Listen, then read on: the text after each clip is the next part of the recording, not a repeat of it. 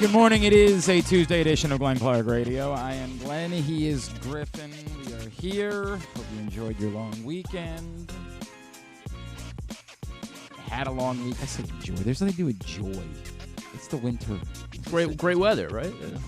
As I said yesterday, there's absolutely no need for more winter holidays. It makes no sense. The only reason we were off is because I was... there's two reasons. Well, because you love the presidents. And yes, everyone knows that. Which one's your favorite? Polk. Really? Big Polk. Man. Jeremy and I were trying to figure it out because I told Jeremy, I was like, Jeremy, we're not doing a show today. Oh, yeah? And I was like, because Glenn is just a big presidents guy. Did you have a guess? Did he have... yeah, he did. He said... Chester A. Arthur. A lot of people think no, it's not Chester actually not him. He said... I think he said Rutherford? Rutherford Hayes, yeah. I thought you were William Tyler for sure. But no, always been a James K. Polk man. Everybody knows that about me. Like my daddy was, my granddaddy before him. Of course. We're Polk men. We drink Bud Heavy, and we love James K. Polk. That's how we define ourselves as humans. The only reason, there are two reasons we weren't here. One, my kid, congratulations, was in the basketball playoffs. Maybe congratulations. No, didn't make it. Didn't make it. If they had made the championship, it was going to be during this time frame yesterday. So the options were go ahead and plan on doing a show and then only have to cancel. Now, seeing as how successful we've been in booking guests, maybe in hindsight we wouldn't have had to have canceled anything. So that might be on me for overthinking on that one. But I don't like, being in that spot where you have to shuffle things, have to move things around. And then, two, I was already doing the morning show over on 105.7 The Fan, and I'm just going to be honest, I don't have 5 hours worth of material in me. I don't. You're a professional. I don't have it in me. Like, if you just want to hear my thoughts on, like, Saturday Night Live, we could do that for a little while. We're going to rank every Saturday Night Live sketch ever. No, we're not going to do that. I don't have it in me to feign more interest in discussing the NBA All-Star Game. I don't. We could do it for 5 minutes. You either watch or you don't. They keep trying to fix it. It's never going to be fixed. And you don't actually want it fixed either. Because what you want is nostalgia. You want to remember what it was like when these guys seemed to care. And you don't actually want them to do that now, because if you had a favorite team, and I get this is a unique conversation here because we don't have a team. But if you had a favorite team, if you were passionate about any of these teams, you would not want to see your guys run the risk of hurting themselves while they were exerting in an effing exhibition game. You would lose your mind.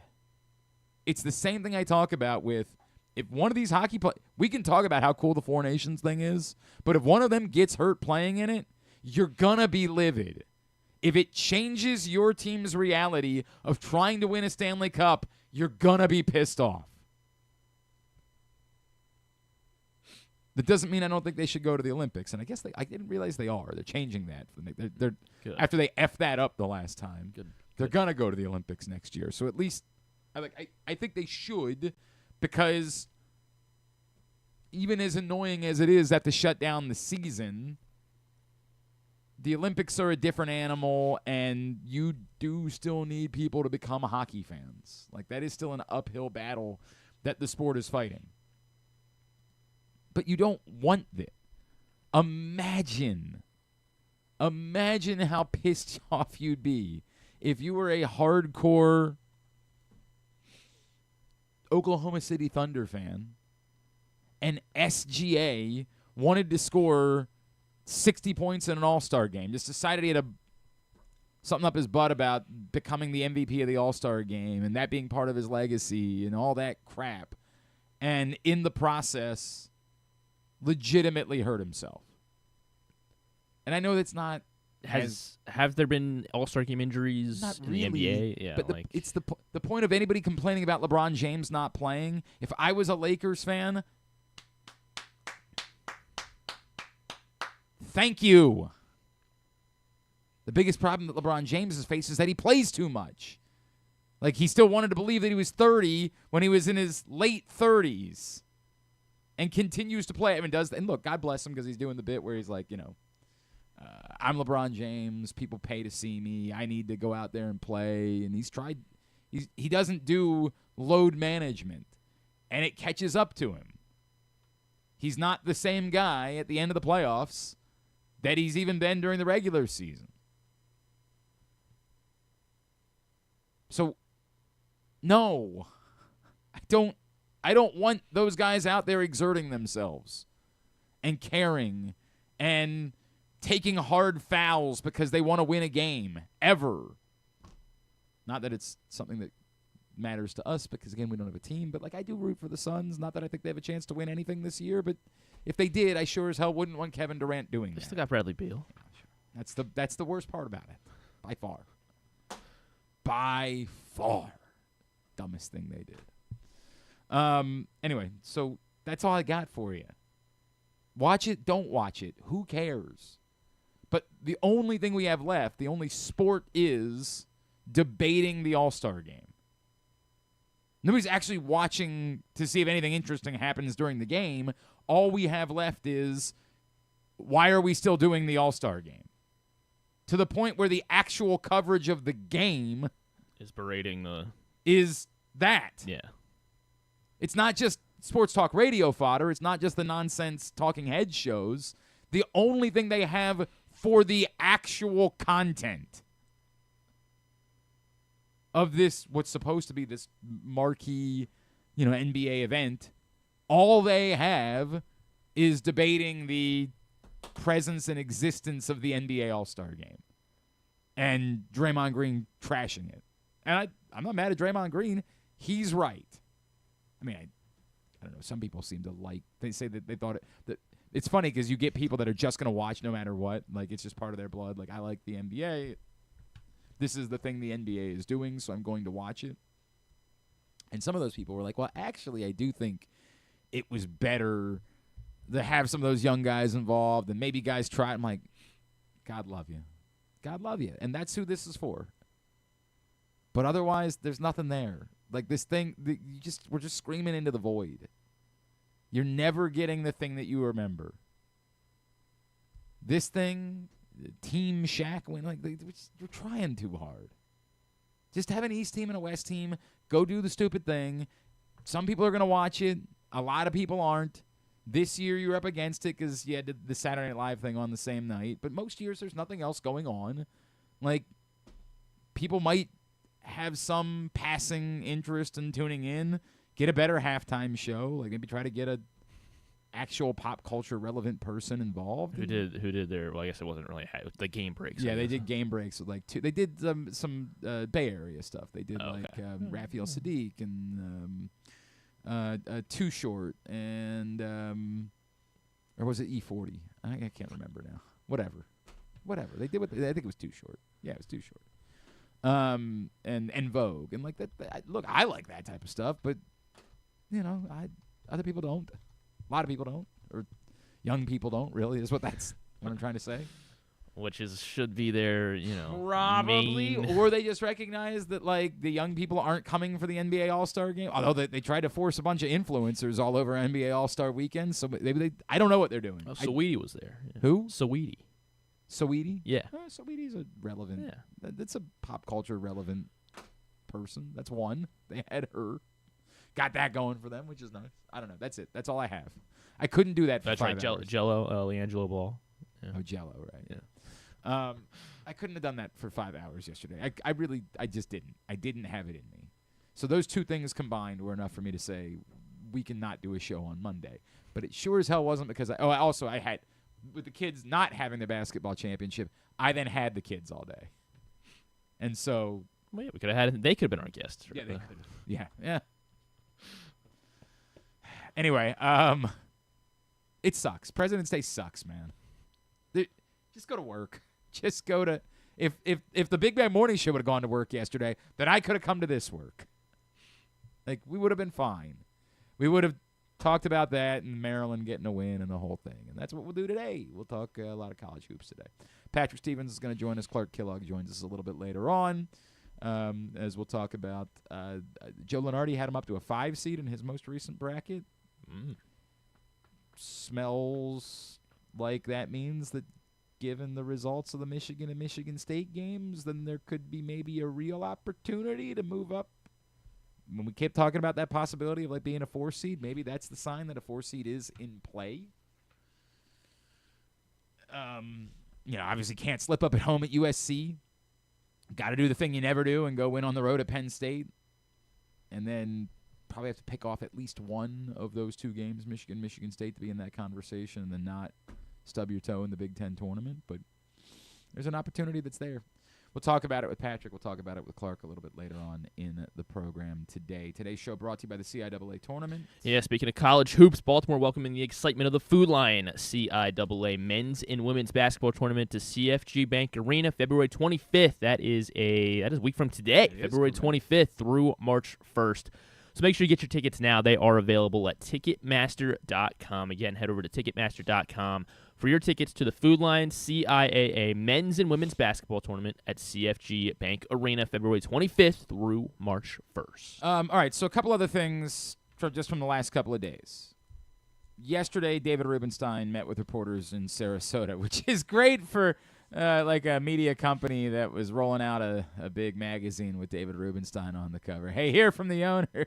That's so funny because, everybody else was talking about David Rubenstein yesterday. Just perfect. Perfect is the way that I say it. Now, there was plenty of ground that we covered that wasn't covered yesterday. There was plenty of ground covered yesterday that we didn't cover. So I would encourage you to check out everybody's coverage of David Rubenstein yesterday and the new print issue of Press Box, which will hit newsstands tomorrow, featuring David Rubenstein on the cover. The takeaways from yesterday, I think that a lot of people are reacting to. Number one would be, he says he doesn't have a financial limit for spending, but he continues to default to Mike Elias, and Mike Elias wants to tell you about how smart he is, and that, everybody will like it if you sign this guy today, but the contract's not worth it. And this goes back to an inherent problem that existed before David Rubenstein came in and will continue to exist. No one gives you a banner for making the right financial decisions. I don't know, maybe there's a GM Hall of Fame that I haven't been made aware of that exists for the smartest baseball people. Like, they get a plaque up in this place, and that matters to Mike Elias. And no one throws a parade for the guys you didn't sign.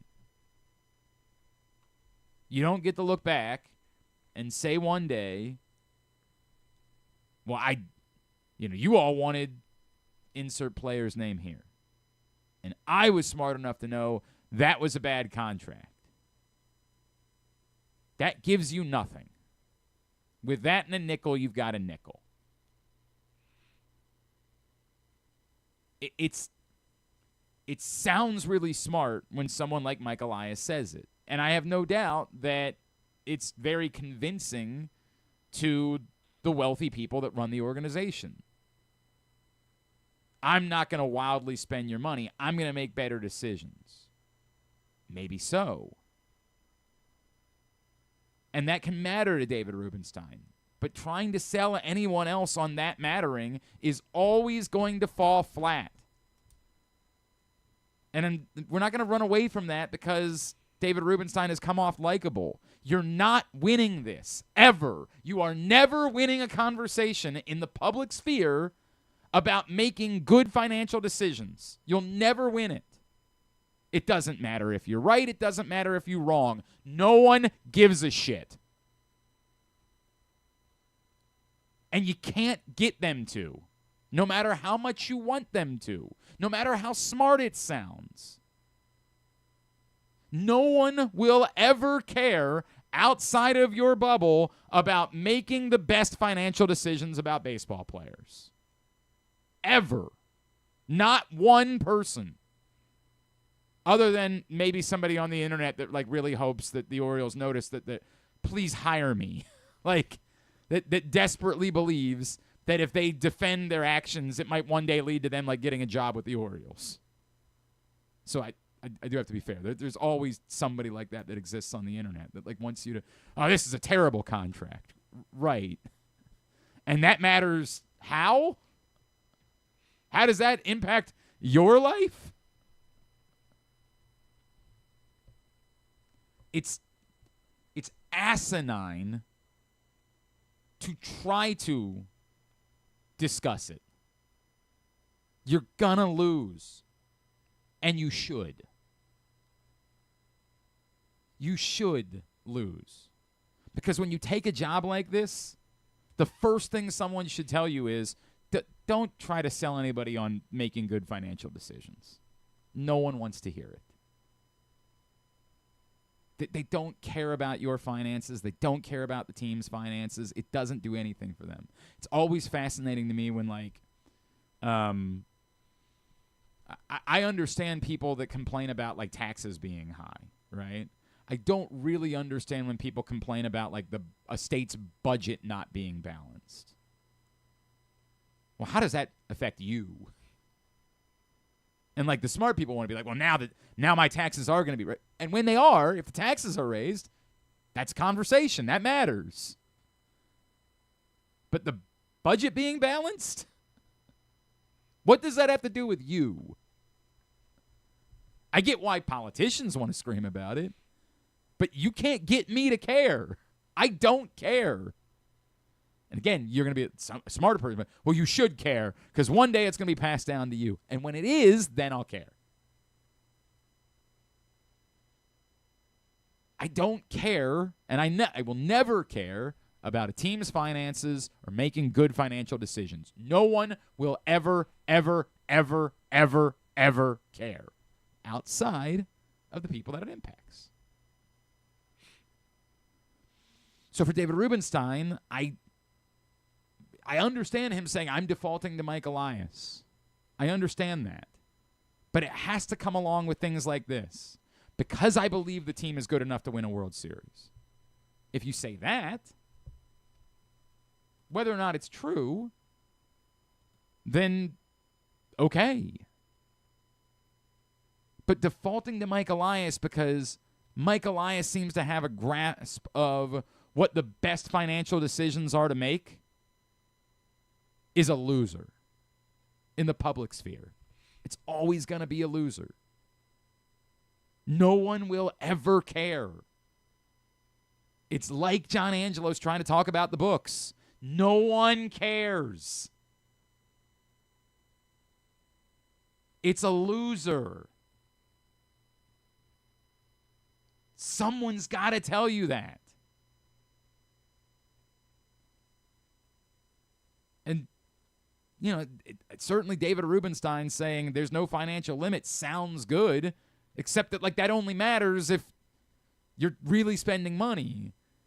And the defense of, well, hey, our, percentage-wise, payroll went up more than any other team in baseball. Well, one, that's because the payroll was astonishingly low a year ago. And two, did it go up in the name of making the team better? And as I continue to say, we might get to a point somewhere during the season where we say, holy crap, it did. Like, dude, this guy Sagano's legit, like, frontline major leagues. Maybe. I'm not expecting it, but maybe. Maybe Tyler O'Neill will have the best year of his life and hit 50 home runs and stay healthy.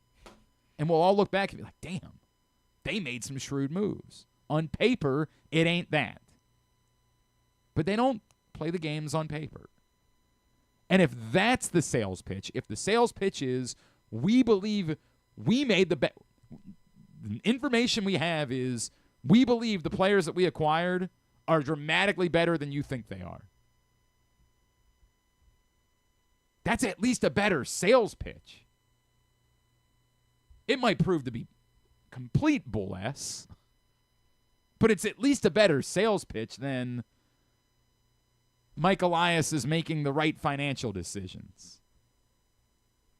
Which, even if true, no one cares. No one will ever care.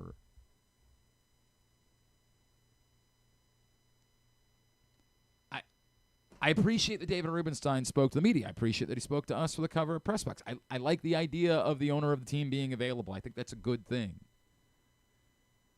But every time you go down this path, and I really have no issue with him continuing to go on about a salary cap. I think a lot of people share the opinion that baseball could use a salary cap. I don't think that's unique to David Rubenstein or to other owners. I have no problem with that.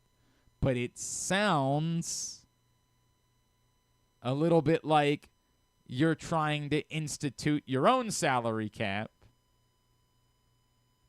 when it comes on the heels of not spending particular money on baseball players. That's not what he said. But certainly someone would say, right, but there isn't a salary cap, so you go out and spend the money. It's a funny thing. It's kind of a no-win for David Rubenstein, kind of. Like, nothing that he said yesterday is going to change the fact that we all think the Orioles had a dud of an offseason. Just the reality of it. He can't say anything that's going to make us suddenly wake up and be like, they knocked it out of the park. I still appreciate him talking. I think naturally it's not in him to try to sell. I think genuinely he tried to answer the questions honestly the way that he felt like he should. That's the way that it comes across. But answering honestly doesn't really do a whole lot for saying, hey, I trust Mike Elias. He's explaining why these are good financial decisions. I can't say this enough. It is an awful answer from a baseball owner, no matter how many of them try to pass it along. When he arrived, World Series, every answer should be, what are we doing that's getting us closer to win a World Series? Everything in that context. And making good financial decisions will never be the thing that anyone will buy. In baseball, will never be the thing that anyone will buy that gets you close to winning. Even in salary cap sports, like avoiding the disastrous ones, like Deshaun Watson. Yeah. But like, even in a salary cap sport, we believe you have money to spend. Salary cap in some sports isn't even all that real. So that's what I got. I would still encourage you to, make your own opinions. It's a tough spot for an owner to be in. Like, the fan base is antsy about this. If they go win a bunch of games in April and May, we're not going to be concerned about what the offseason was. We're not going to be concerned about what the trade deadline will be. But if they start winning and they look like the team that we saw at the beginning of last year and for most of 2023, the questions about the offseason will dissipate. The excitement will be, look how good they are, and they could still add Kyle Bradish, right? Like, we'll start having those conversations. But for now, there's just no win. There's no win for talking about financial decisions. There's no win for that, ever. Bummed about John Means. I am legitimately bummed about John Means for a couple different reasons. One, I got to know John and his family a little bit. I think you guys might remember his wife Caroline would come on with us every time like a Women's World Cup was going on, something like that. And I got to work with her a handful of times. She came over to Loyola to do some games with me over the years, and I just grew to love her and I really, really enjoyed their family. Two is, if you're not going to do frontline pitching and you're going to do bulk pitching, then do the bulkiest. It was funny yesterday because I was talking to our buddy Zach Moore, who's now part of the Bat Around, and he was like, I don't understand why people are down about the idea of Dean Kramer as being a number 5 starter. And I was like, well, because I don't know that Dean Kramer is your 5 starter. I think Dean Kramer at the moment might be your 3. You're just defaulting to saying 5 because you think that the other 2 spots are claimed by guys the Orioles spent money on in Sagano and Morton. But suggesting that one of those guys is definitively above Kramer, I don't know where that's coming from. If Dean Kramer was definitively your 5, you'd feel great. You don't. He's somewhere between your 3 and your 5, provided that Zach Eflin and Grayson Rodriguez are both healthy and, as good as they've been. You got to do bulk pitching. You just have to have enough. And maybe throwing in a John Means, if later in the year he's healthy, was never going to be something that I was going to oppose. Because I have no idea how many of these guys are going to be clicking at what point during this season. So I would have been okay with continue. You want to do bulk pitching? Do really bulk pitching. Have 10 options as starters. And hope that 4 to 5 of them are working at any given time. Or maybe go get a frontline starting pitcher. Just a crazy thought. Like, maybe do it that way instead of doing bulk pitching. Who's done that? No one does that. All right. It is Tuesday. Every Tuesday here on GCR, we talk college sports. Joining us now, I'm from the Washington Post, from Blue Ribbon, from USA Lacrosse Magazine, and at Discourse. He is Mr. Patrick Stevens, and he's back with us on GCR. Patrick, good morning, sir. How are you, my friend? I'm well, Glenn. How are you? Everything is all right here. I assume that if you give up 51 points in the first half, but you end up only giving up 24 in the second half, there's no real reason to have a conversation about whether it was concerning that you gave up 51 in one half, correct? Yeah, not really. And let's be candid here. Like, the reason they gave up all those points is they committed a bunch of turnovers. Correct. Like, that was the real problem. Yeah. Let me put it to you this way. Before Sunday, the most points that Maryland had given up on off turnovers all season was 20 against UCLA, and nobody remembered it because, probably a bunch of those came toward the end of the game. They gave up 23 in the first half to Iowa off turnovers. So 23 out of 51 points off turnovers, and yeah, Iowa probably would have manufactured points on some of those possessions. But it was not difficult, being able to score in transition for that team.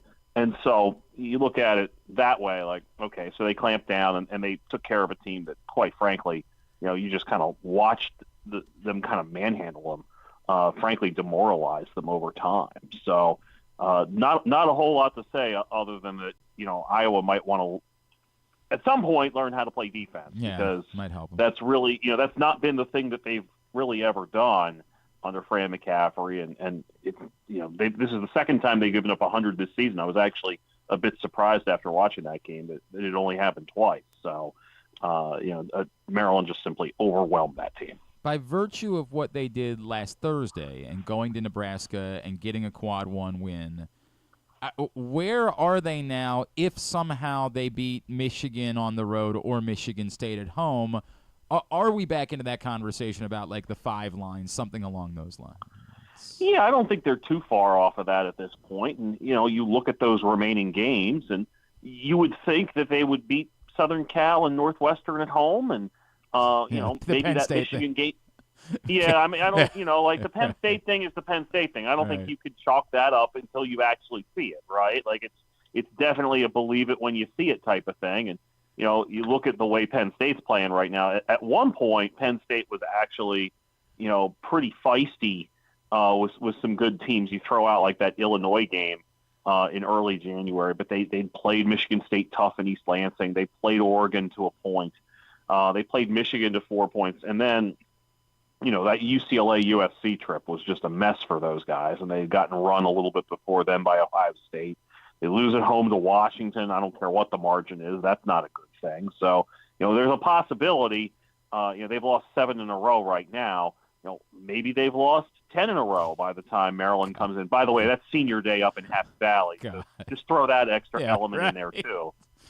So, maybe that's the spot where there's a gut check. But I'd say right now, back to your original point, that's not really Penn State related. Like, six line again. Probably more solidly 6 line right now than I would have said a week ago. And, there's still enough time, 5 games, 6 games plus the conference tournament, whatever it is, 5 games plus the conference tournament, that the ceiling is not just simply the 5 line, but sort of the, what are they realistically going to do? I don't know, but it would not stun me to see them playing in a 5-12 game when all is said and done. Patrick, we talked ad nauseum about the depth thing. They didn't get a bench point at Nebraska, which is nuts. Like, I don't know how many times. I'm sure you're a man who knows this research. Like, do you have How many times there's been a game well, like that? I thought that happened last year at Did one it? point, Okay. but Well, that was in part because they didn't score many points at all, right? To be fair, if it happened last year, I did not know because I couldn't bring myself to spend time with that. They score 100 on Sunday, but only 6 of them come from one guy off the bench. It feels like if there's one thing is that you would have liked to have hoped that there could have been some development at all, and there just isn't. It feels like particularly Harris Smith is somehow regressing at this point. And you look at the minutes, and the fewest minutes. Now, granted, they were obviously down at halftime and just kind of blew the doors open after the break. But the fewest minutes on Sunday were Julian Reese played 29:45. So nobody off the bench played more than 12:26. We'll keep kind of going back to this. I know I've said variations of this before. Right. There's 3 things you would think of with the depth being an issue. Do the guys get tired? Well, probably a little bit, but in the NCAA tournament, you're only playing twice. You're only playing. Everybody's playing every other day, right? For 3 weekends. So you go, say Thursday, Saturday, Saturday, Monday, or whatever it is. And so everybody's everybody's rested roughly the same. And the television timeouts take forever. So you can manage that. It's how is the game officiated, and do you happen to get a sprained ankle or worse somewhere along the way? And Maryland is a little more vulnerable, I think, to both of those things than most teams are. Can they manage to survive into the second weekend, basically leaning on their starting 5? Certainly, I think. But you start getting into teams that are, as or more athletic and are deeper and have more options. Once you get into that second weekend, it's probably going to catch up with them at some point. But the 2 things that I think that it would be most likely to catch up with them on is either an injury or the foul issues. Because the reality is you get a tight whistle and Reese and Queen suddenly have 2 fouls with 8 minutes to go in the first half. That's a tough spot to find yourself in. No question. All right, let's talk about it. It appears as though the big push that the media partners were doing this week would suggest that this is happening, that they're doing the 76 team thing and probably doing it next year. Is it as dramatically awful as a lot of us feel that it is? Is it really not that big of a deal to you? Is there any chance that maybe they're trying to push this out there to gauge interest, but it's not as much of a fait accompli as we all think it is? Well, first off, there's some things I'd like to say that I'll probably not say about people, just sort of happily getting on that bandwagon. Oh, yeah. Sort of the questionabness of that. Oh, so there was one in particular that stood out to me significantly. We're just going to leave that there. Yeah. So remember back in 2011 when there was all this drum beating about, at that point the field is at 65, or 2010, I guess it was. It went to 68 in 2011. And people were talking about 96, and they kind of settled at 68. So, maybe this is a little bit of that where you're sitting here hearing a drum beat of 76 and maybe it's 72. Look, 72, if you find a way to actually just put at-larges in there, that might be better than 68 with the 4, automatic qualifiers that are going to Dayton. Now, I'll offer this argument again.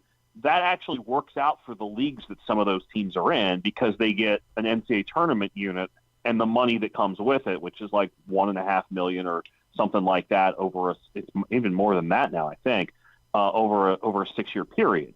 But if the point of this is to give TV more games to air, whether they're paying for them or not during this contract, you would assume that you would rather have a game featuring, well, this may be not I was thinking about the first 4 game from last year, Virginia and Colorado State. Maybe you really don't want that game. But you would want, power Syracuse, conference teams in there as opposed to, the NEC champion against the SWAC champion. So if you figure out a way to do that, then maybe a 72 works. I think people, going, well, sources suggest it could be like a Western site. Well, of course it's going to be a Western site. a Western Dayton type of thing. Like, you wouldn't basically just put it down like somewhere in the South or the East someplace. That's the thing that had made the most sense the entire time. And there's only so many real options for where that would be. Like Vegas, Albuquerque, Salt Lake City are three that come to mind. Spokane, of course. They love Spokane. Well, I actually think they do love Spokane, and it's a lovely town. But it's not an easy place to get to, first of all. No, not at all. And second of all, I think they would probably want those sites to be a little more inland, just like Dayton is, so that if you had to spray some of those teams out to say, like if Dallas was hosting a sub-regional or if Kansas City was hosting a sub-regional, it'd be a little bit easier than if say, you plopped it in, I don't know, L.A., San Francisco, San Jose, someplace like that. That makes sense. I feel like I'm supposed to scream about it just because, like, hey, this works. Why screw with it? And it also it feels like if the argument is, hey, Lemoyne became a D1 basketball school, so we got to have Virginia Tech in the NCAA tournament. Like that, it kind of falls flat for me a little bit. The argument of, hey, more schools are playing basketball, but those aren't the schools that are competing to do something in the NCAA tournament. I don't know. I struggle with it, admittedly. Yeah, and I think it's important too to point out, like, what are the teams that we're talking about that would be getting in, right?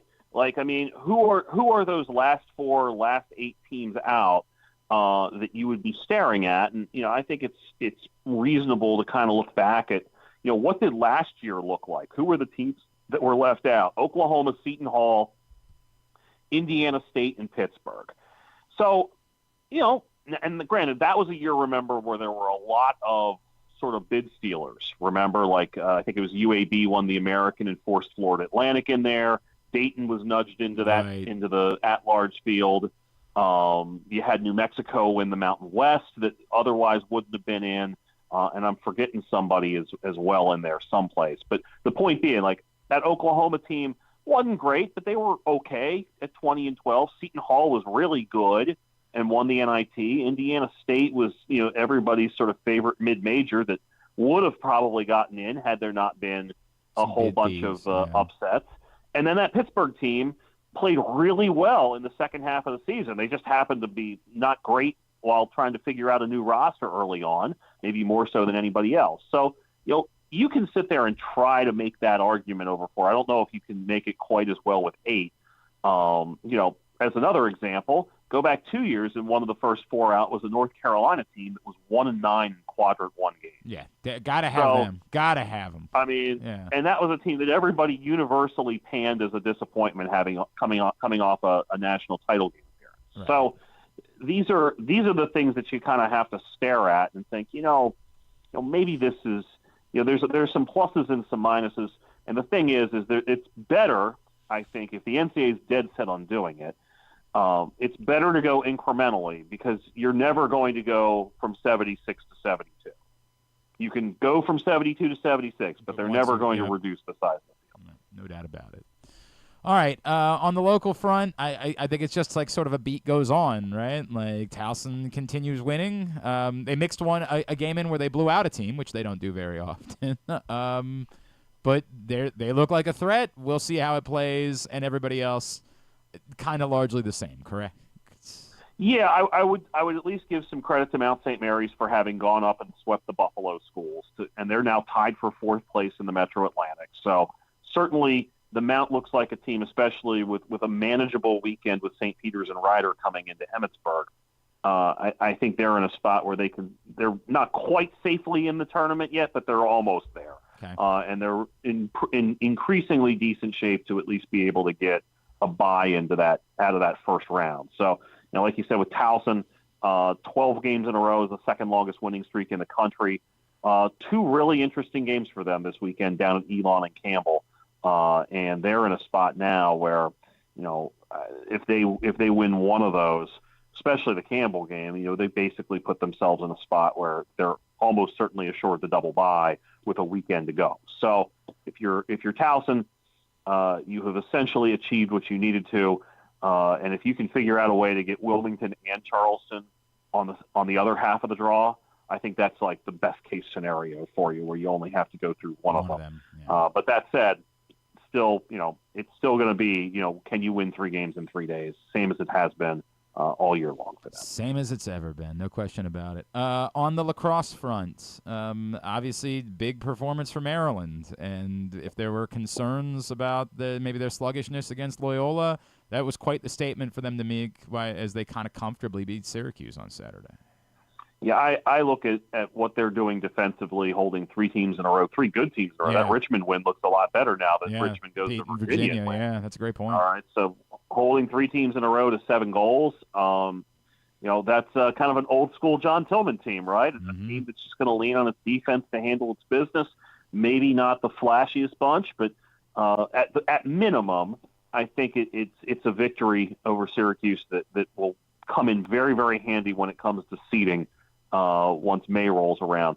And it's worth pointing out, worth thinking about, that when they start dealing with the physicality in the Big Ten, and I think that's something that we've seen in a number of years, not every single year, but in a number of years, where you just get worn down playing those teams that are almost built like football teams, going through those 5 weeks. A game against a Rutgers or a Penn State or an Ohio State, like, that's one game, and that Syracuse game counts every bit as much. Yep. So it's something that they can have in the bank, and certainly puts them in a pretty good spot here at 3-0, heading up to Princeton, a team that was able to knock off Penn State in overtime in its opener on Saturday. I guess we need to do what do we say about Towson now as they fall? Got to win the CAA tournament. Yeah. That's what it is. Like, yeah. I mean, that's their season right now. Now that doesn't mean that they're bad by any means. I thought the Hopkins performance wasn't bad. They're still a little shorthanded on offense without Villagomez. So they don't have all their pieces. Luke Downs was ill and didn't play in the cage on Sunday against Navy. That all said, like, at this point, it's pretty clear, your best victory opportunities, your best opportunities. I guess they still have Virginia still to come, but you probably needed to get one of that, Syracuse and Hopkins, and the first 2 have gone by the wayside. You needed to build a strong non-conference resume. Probably isn't going to happen, but the CAA is still very much open for them. Sure. And if they can get things figured out, that's going to be a solid path for them to the playoffs. All right, let's play the game. Can Patrick Stevens name the teams this MLB player played for? And we've been doing the theme of former Orioles. And admittedly, sometimes I look at these and say there's just no way. And then I remember that you went 4 for 4 on Sam Horn, so I just say maybe there is a way. This one, a few more teams involved. I went 4 for 7 on this myself. 7 teams, obviously one being the Orioles, so 6 others for Mark McLemore. Mark McLemore. Well, all right. Well, Mark McLemore has actually played for all 5 teams in the American League West. The fact that how you remember Oakland or Houston, I have no idea.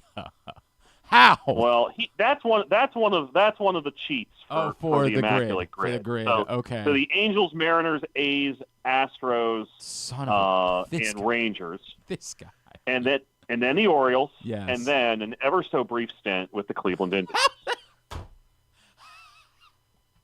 Is this just because of the grid, or is there debate? Like, that's just because of the grid. That's just because of the grid. You understand that he was a Cleveland Indian for 8 games?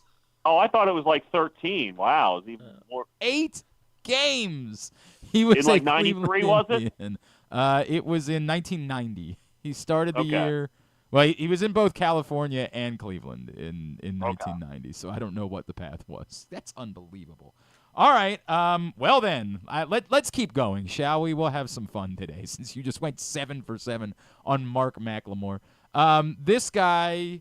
Well, I'm not going to say anything else. He was a one-time All-Star, 4 teams for Phil Bradley. Phil Bradley was absolutely a Philly, an Oriole, a Mariner, and I'm thinking there's like one spot right at the end, right? At the end in 1990, yes. In 1990, Phil Bradley. I'm feeling like this is one of those This is one of those big city teams, I'm thinking. Where did Phil Bradley finish his career? That's a good question. Was he a Red Sox at the end? You were right that it's a big city team. You were absolutely right about that. The other Mets, Sox. maybe? No, the other Sox, the White Sox, were the last. The White Sox? Yeah, and I had a theme for today because my last one, they all were Orioles connected because the last one was an Orioles manager. 5 teams for Lee Mazzilli. Lee Mazzilli. Okay. Well, and I went 3 for 5 on Mazzilli for what it's worth. All right. Well, he definitely played for both New York teams, he right? He did indeed, yes. And he was almost certainly a Pittsburgh Pirate for as 4 well. years. Now, yes. Now we got short stints 2 other places. Short stints 2 other places for Lee Mazzilli. One was in 82, the other was in 89. Neither were full seasons. 82, 89, neither full seasons. Well, at least we know there's only 23 options. That's a great point, right? Don't have to worry about it. He certainly wasn't the Rockies. Sure as hell wasn't the Rays. He was not a Diamondback. No. We know that. Yeah.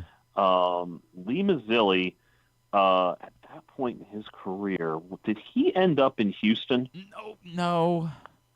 He did not end up in Houston. Okay. And did Lee Mazzilli ever surface for? Did he ever surface with? Let's say Cincinnati. Nah, it was the other one. It was Texas. Okay. And then it was Toronto was the other spot in 89. I don't remember Texas, but I do vaguely remember Toronto now. You went 7 for 7 on Mark McLemore, for God's sakes, which is truly unreal. All right, what does the schedule look like for you this week, sir?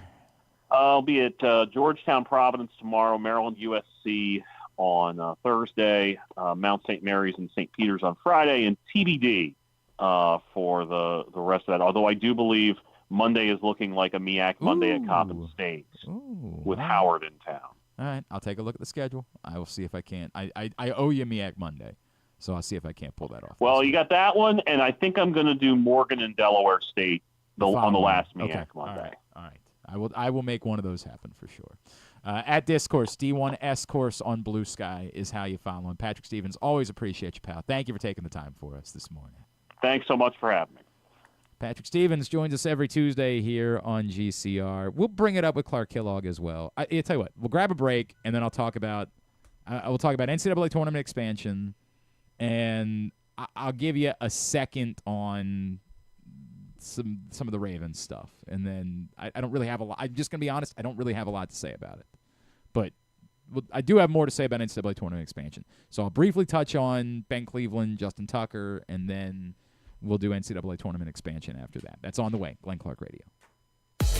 You're going to love February at Live Casino and Hotel Maryland. Sweeten your Valentine's Day with a chocolate bar February 13th and 14th. Pamper yourself and your partner with Valentine's Day spa discounts February 10th through 21st. Celebrate the Year of the Snake and win a Lunar New Year luxury brand collection February 28th. Plus more ways to play, dine, and win all month. At Arundel Mills. Must be 21. Please play responsibly. For help, visit mdgamblinghelp.org or call 1-800-GAMBLER. Driving in Maryland? Did you know an Easy Pass from DriveEasyMD.com can save you time and money? Of course you did, because you are a thrifty driver. An antenna reads your Easy Pass transponder and automatically deducts the toll from your Easy Pass account. Learn more at DriveEasyMD.com. Treat yourself and taste the Baltimore tradition that is the legendary Costas Inn. Hey, it's Stan the Fan Charles. For over 50 years, the Costas Inn has been a Baltimore original, dishing out their amazingly scrumptious, fat, award-winning crab cakes and steamed crabs. Every season is crab season at Costas, so make your plans now by calling 410-477-1975 and reserve your taste of heaven. Sit back, crack some crabs, and watch the Ravens chase down another title on Costas' 15 TVs. On Monday nights, Costas offers their half-pound jumbo lump crab cake with 2 sides for under $30, and there are nightly specials Monday through Friday. So head on down to the Costas Inn at 4100 North Point Boulevard or visit them at CostasInn.com. Gambling can be a fun and entertaining experience, but there are risks involved. If you're planning on betting on the game at the casino or on your phone or computer, know your limit, stay within it. Set a budget and a time to stop. Remember, gambling isn't a financial solution, and it doesn't mix well with alcohol or drugs. Know the risks and have a plan before you begin gambling. For free and confidential services, call 1-800-GAMBLER 24/7 or go to helpmygamblingproblem.org. COVID-19 and flu viruses are circulating in Maryland. But don't worry, protection is within arm's reach. Protect your health with this year's COVID-19 and flu shots. It's safe and convenient to get them both at the same time. Flex your protection. For more information, visit health.maryland.gov/vaccines. This message paid for by the Maryland Department of Health. Coming back in here with Glenn and the other guy, Garrett, whatever his name is. You know who they are. All right, back in here on GCR. If you missed it, Stan and Luke caught up yesterday to talk a little Orioles spring training. Facebook.com/PressBoxSports, YouTube.com/PressBoxOnline, or PressBoxOnline.com/video. Those are where you can find that show. I just don't have a ton to say about any of the Ravens, bad news from the last couple of days. As far as Ben Cleveland's concerned, the truth is he's actually not a Raven. He's a free agent. And so it's a bummer. I don't know if the Ravens were even inclined to take a flyer on Ben Cleveland and say, hey, he's been here, let's just bring him back. He'll probably be cheap. I have no clue where they were going to be with Ben Cleveland. But it's to separate the two conversations from a football standpoint, it's been a disappointment. But that's been based on just the way that he looks. Like, we just look at that guy and say, shouldn't you be good? But we've never seen anything that told us that he is good. And the fact that the Ravens were so uninterested in ever playing Ben Cleveland makes you hard-pressed to think that he was going to be a priority for them to bring back. Now, as far as the action, I've talked about this before. Glenn Clark, got a DUI once. And what I learned from that is it was never going to effing happen again. I've said it a million times. It cost me a lot. I lost my license for a year. I had to serve jail time because I got it in a state where you go to jail on your first DUI. And I'm glad that I did, because what I learned was it was never going to happen again, ever. That doesn't make it okay. I'd like to, frankly, go back and, I've said this before, I wish I could track down and send a message to the people that pulled me over that night, because I'm grateful they did. I could have killed someone. I could have killed myself. But I have grace for first-time DUI offenders, not just because of my own story,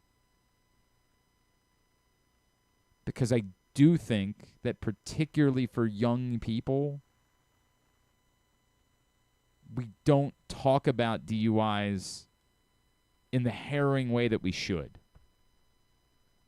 The way that we should be discussing DUIs is attempted murder. And I mean that. DUI charges should come along with attempted murder charges. We can't do that because there's no victim, right? But that's the way that it should be. I have grace for first-time DUIs, in part because of my own story, in larger part because, and maybe it's changed over the years, but that wasn't, like, that you could kill someone sounds like a lot of activities. You could kill someone anytime you get into a car. One wrong decision. Like, I don't think we talk about really how a DUI should be connected with attempt. You are potentially going to kill someone. It's not okay.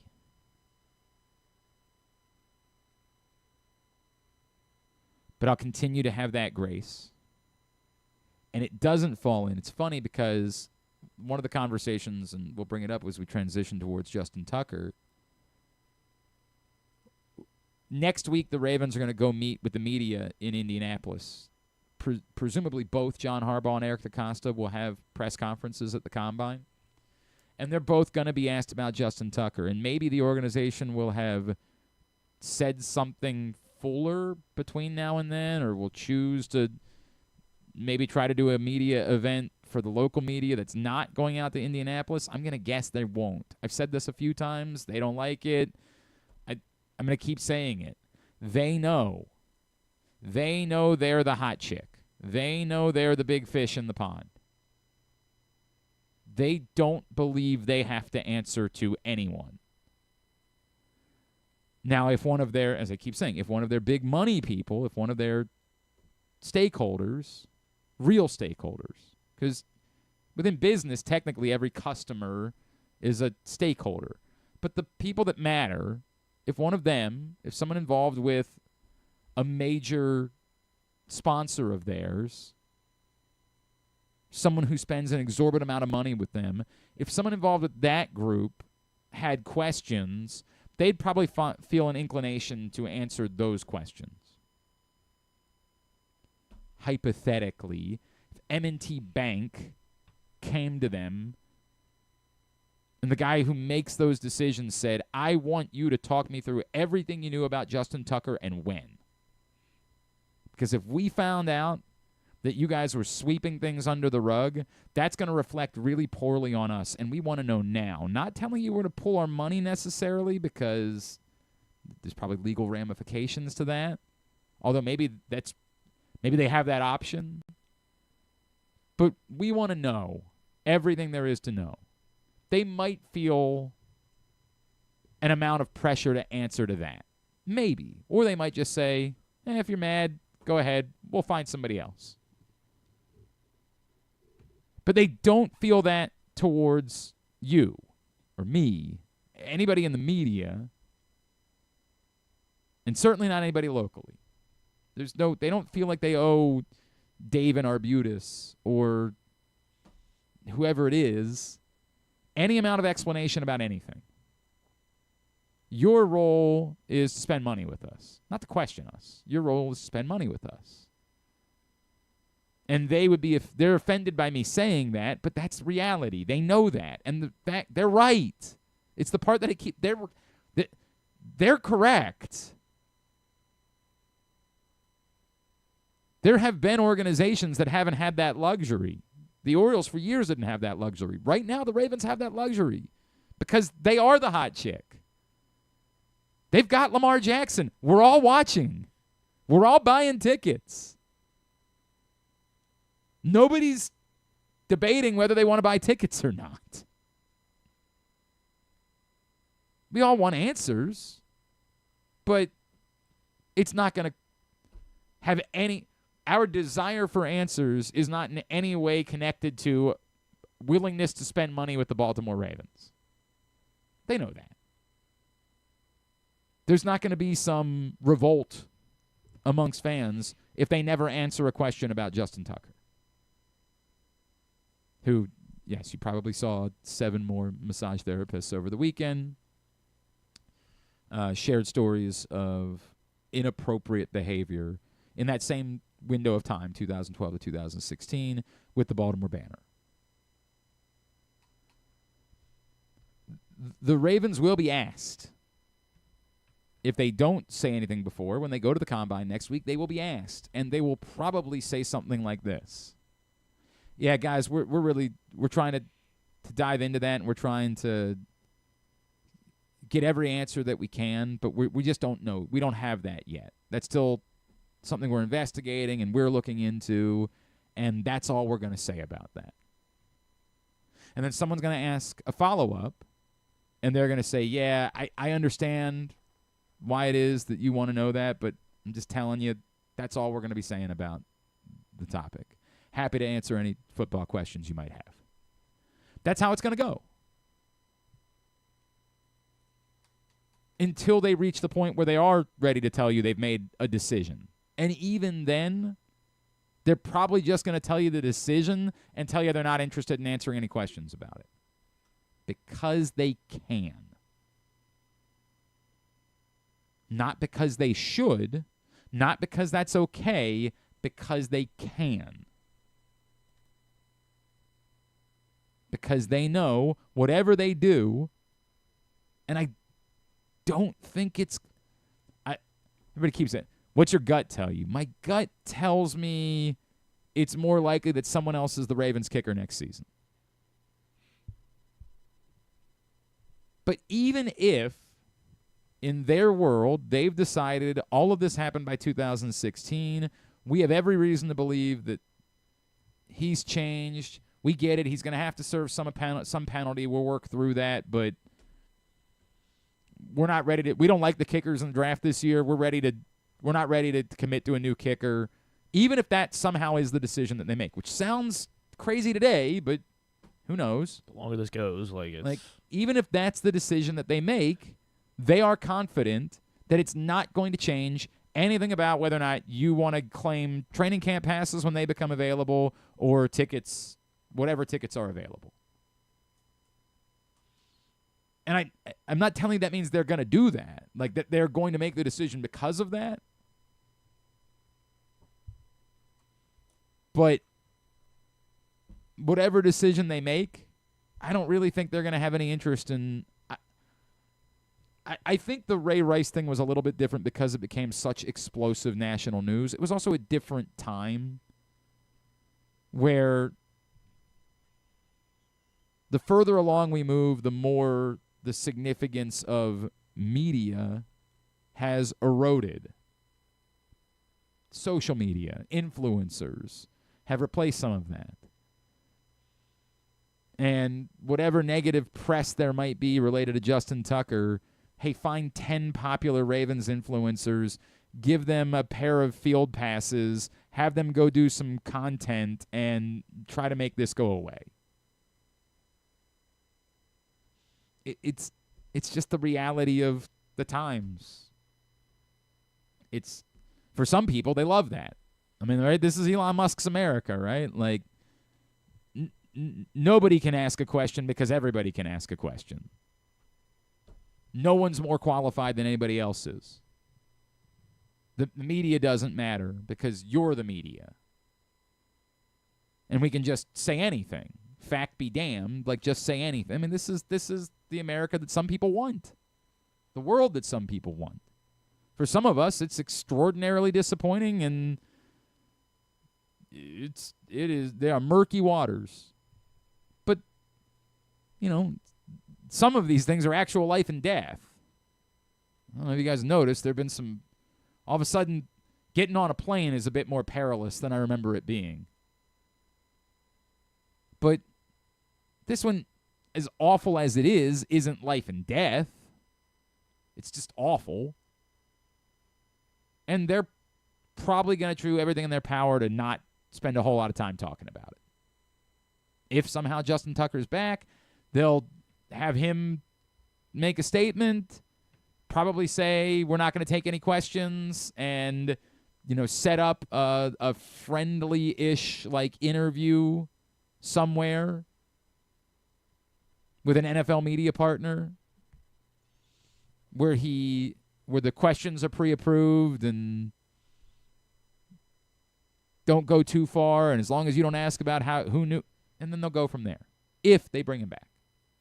Which I lean towards that's going to be tough. But we're just in a different era, man. That's where we are. So I bring that up to say, because they're not going to talk about it, the one thing that if I were going to the Combine, and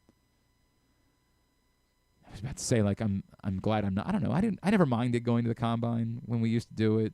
It was the one time you could get some of these guys to maybe loosen up a little bit because they didn't have a game to play. They didn't have an opponent on the schedule.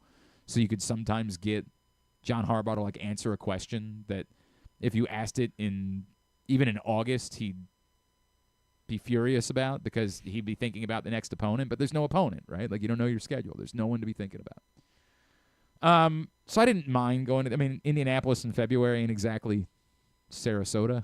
Like, there's places I'd rather be. But if I were going, the way that I would try to get around it, I would try to drill down on, hey, what is the zero tolerance policy? That's the part that I think you can get something from. Ask if it's been rescinded or no, what is it? Right. Well. Because they've referred to it. They have said it exists. And they're happy to bring it up when talking about other teams or other players like Deshaun Watson. So what is it exactly? Define it for us. Because you talk about, hey, hot off the presses, Yep. Look at that. We were just talking about this a minute ago, Stan. You good? Busy day for Stan the Fan. He's out bringing new press boxes around. I'll tell you more. I'll show it to you in a second. But that's the question that I would ask. Tell me what it is. Tell me what the zero tolerance policy is. Because we hear you talking about it, but we just want to know what is it? What is their zero tolerance for with the Baltimore Ravens? And they'll dance around it and they won't. But that's where I think you have the opportunity to say, like, you can't keep bringing this up and pretending like it exists without giving a little bit more about what it actually is. And I bring that up in the context of, for as awful as Ben Cleveland getting an extreme DUI would be, a lot of times when people challenge me when I say, I don't want Antonio Brown on my team, they'll be like, well, somebody's willing to take him. Yeah, I don't need him. I'm not telling you I want Ben Cleveland either, right? I don't care, more or less. But there is a definition. When somebody says, well, you just want a bunch of choir boys? No. It's fine to have human beings that make mistakes. Somebody gets into a bar fight, I don't need to kick them off the football team because of that. You know, someone's got some tax problems, I don't need to kick them off the football team for that. For me, it's always been simple-ish. Violence against women, sexual assault, murder. Not even those, right? Like, but it's he said, she said, and how do, like, they become, it's when it's obvious and you don't have to. When you're talking about who to draft, who to bring into the organization, you don't have to sign the player that's got that in their background. You don't have to. You can say there's someone else. It is more complicated when it's somebody that's already on your team, that's under contract, and there are ramifications to that. And we as humans can recognize that. We can recognize there's a difference between drafting someone with a sexual assault, a strong sexual, or a legitimate sexual assault allegation, signing someone like that, or this is a player that's already in your building, that is under contract, that you have thought highly of, and I'm not trying to make that Justin Tucker, because the preponderance is overwhelming. But I understand that there are going to be times where it's not going to be easy, and you've got to figure out, like, hey, what exactly did happen here? For example, the incident involving Zay Flowers last offseason. Not as simple. I can understand that it's not always black and white. As a human, I can read through some of this stuff. I'm capable of that. I have a brain, sort of. Good save. Sort of. But I still think that you need to define it. I still think that the Baltimore Ravens need to go on record and say this is what the zero tolerance policy is. And if they can't, then I don't think they should be allowed to use the sentence anymore. If they can say zero tolerance when it comes to the things that you listed a minute or ago. Whatever, like whatever they believe it is. Or it's a single tolerance policy. Like, it might be a zero tolerance policy related to the draft. It might be a single, I don't know what it is. But if they can't define it, then I don't think that we can ever refer to them as having one. If that's not something they're willing to do, then I don't think we get to. They don't have a zero tolerance policy. They have a prefer not to policy. I don't know what you would call it at that point. And again, I'm not even telling you that you have to have a zero tolerance policy. It's easier for me to say, well, Ben Cleveland doesn't need to be a Baltimore Raven because I don't know that Ben Cleveland needed to be a Baltimore Raven to begin with. But if it was another, and I'm not even going to do the, insert name here because that's not fair to them. If it was another player who was a more significant part of the team, I don't know how he would feel about that. I have no idea. You want me to hold this up for a picture? Oh, no. Hang on a second. Okay. I'm just trying to look at something. Should I? Okay. All right. Okay. I got you. Yeah, I think I do. No, you're good, man. Stan's here. Hey, Stan. Just walking right into the show, right in the middle of the show, just walking in. Yeah, okay. Anyway, sorry. Complicated stuff going on. Do we need to do something? No, it's nothing. I said I didn't have much to say about it, and then I said way too much about it. I really did. I'm sorry. And I was been probably repeating warranted. myself in the No, I feel like it's been warranted. We'll find out what it is they have to say about it. But at this point, I'd be surprised if Ben Cleveland were to be a Baltimore Raven. What is the upside there? If he plays for free, I guess. I guess, but I just don't see it. Yes, we have a new print issue of Press Box. It is starting to roll out today to your neighborhood Royal Farms and the hundreds of locations around town where you find Press Box.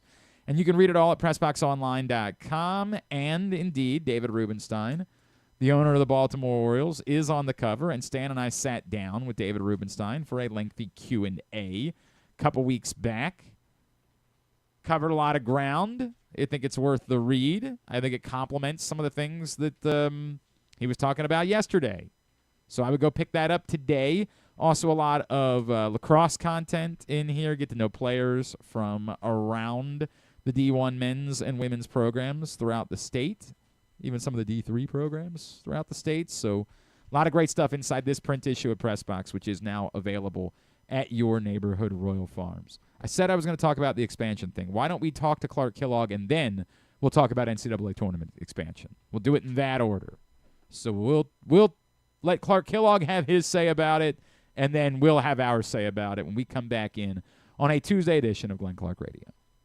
Treat yourself and taste the Baltimore tradition that is the legendary Costas Inn. Hey, it's Stan the Fan Charles. For over 50 years, the Costas Inn has been a Baltimore original, dishing out their amazingly scrumptious, fat, award-winning crab cakes and steamed crabs. Every season is crab season at Costas, so make your plans now by calling 410-477-1975 and reserve your taste of heaven. Sit back, crack some crabs, and watch the Ravens chase down another title on Costas' 15 TVs. On Monday nights, Costas offers their half-pound jumbo lump crab cake with 2 sides for under $30, and there are nightly specials Monday through Friday. So head on down to the Costas Inn at 4100 North Point Boulevard or visit them at CostasInn.com. Make the most out of every day in your Toyota RAV4. Available in hybrid or gas-only models. A RAV4 can get you where you want to go in style. Check out buyatoyota.com for deals on new RAV4s from your local Toyota dealer today. The votes were all counted, and the results are official. Royal Farms was named #1 for food in the USA Today 10 Best poll, receiving more votes than any other convenience store chain in America. The next time you want to get some good food fast, doesn't it make sense to go to Royal Farms? Voted best in the USA and home of world-famous chicken. Real fresh, real fast, Royal Farms. The latest edition of Press Box is available now, and it's our very special Best of 2024 issue. On the cover, we celebrate our Mo Gabba Sports Person of the Year, Lamar Jackson, as Bo Smolka profiles what the quarterback means to the community beyond the football field. Also inside, we celebrate the top people, performances, and moments of the year in local sports. Press Box is available for free at over 500 area locations, including 60 Royal Farm stores, and you can always read the entire issue and find the best daily coverage of the Orioles, Ravens, and Terps at PressBoxOnline.com. Need a trophy or award that's as unique as the achievement? Look no further than Crown Trophy. With locations in Owings Mills and Gaithersburg, they specialize in custom trophies, plaques, and medals for any occasion. From sports and academic awards to employee recognition and corporate gifts, visit crowntrophy.com today and let them help you create a lasting memory for your school, team, or business. Crown Trophy is a proud supporter of the Maryland Public Secondary Schools Athletic Association. crowntrophy.com.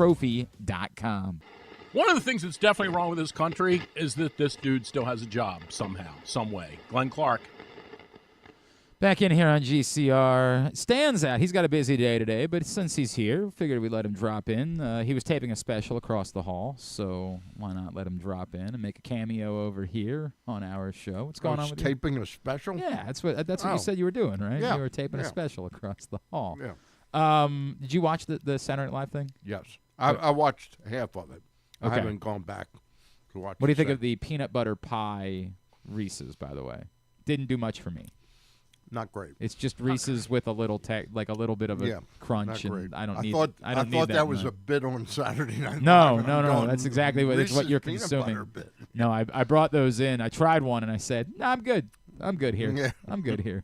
Like it just doesn't do anything for me. Yeah. And Reese's to me are the one seed of candies, but I don't need a crunch in my Reese's. I thought I got to see yesterday. I got to see Adam Sandler's 50 years. Yeah, that was that was the most heartfelt part Yeah. of the whole show. Yeah. Like the concert they did on Friday night was fabulous. Right. It was unbelievable. The show was fine. It was fine. It was Yeah. it was in moments. It had some great moments. Eddie Murphy doing Tracy Morgan could have been an hour. It yeah. could have been. Almost. Why did he disappear? That's the problem was they were so committed to this sketch that they missed the part that everybody wanted. Right.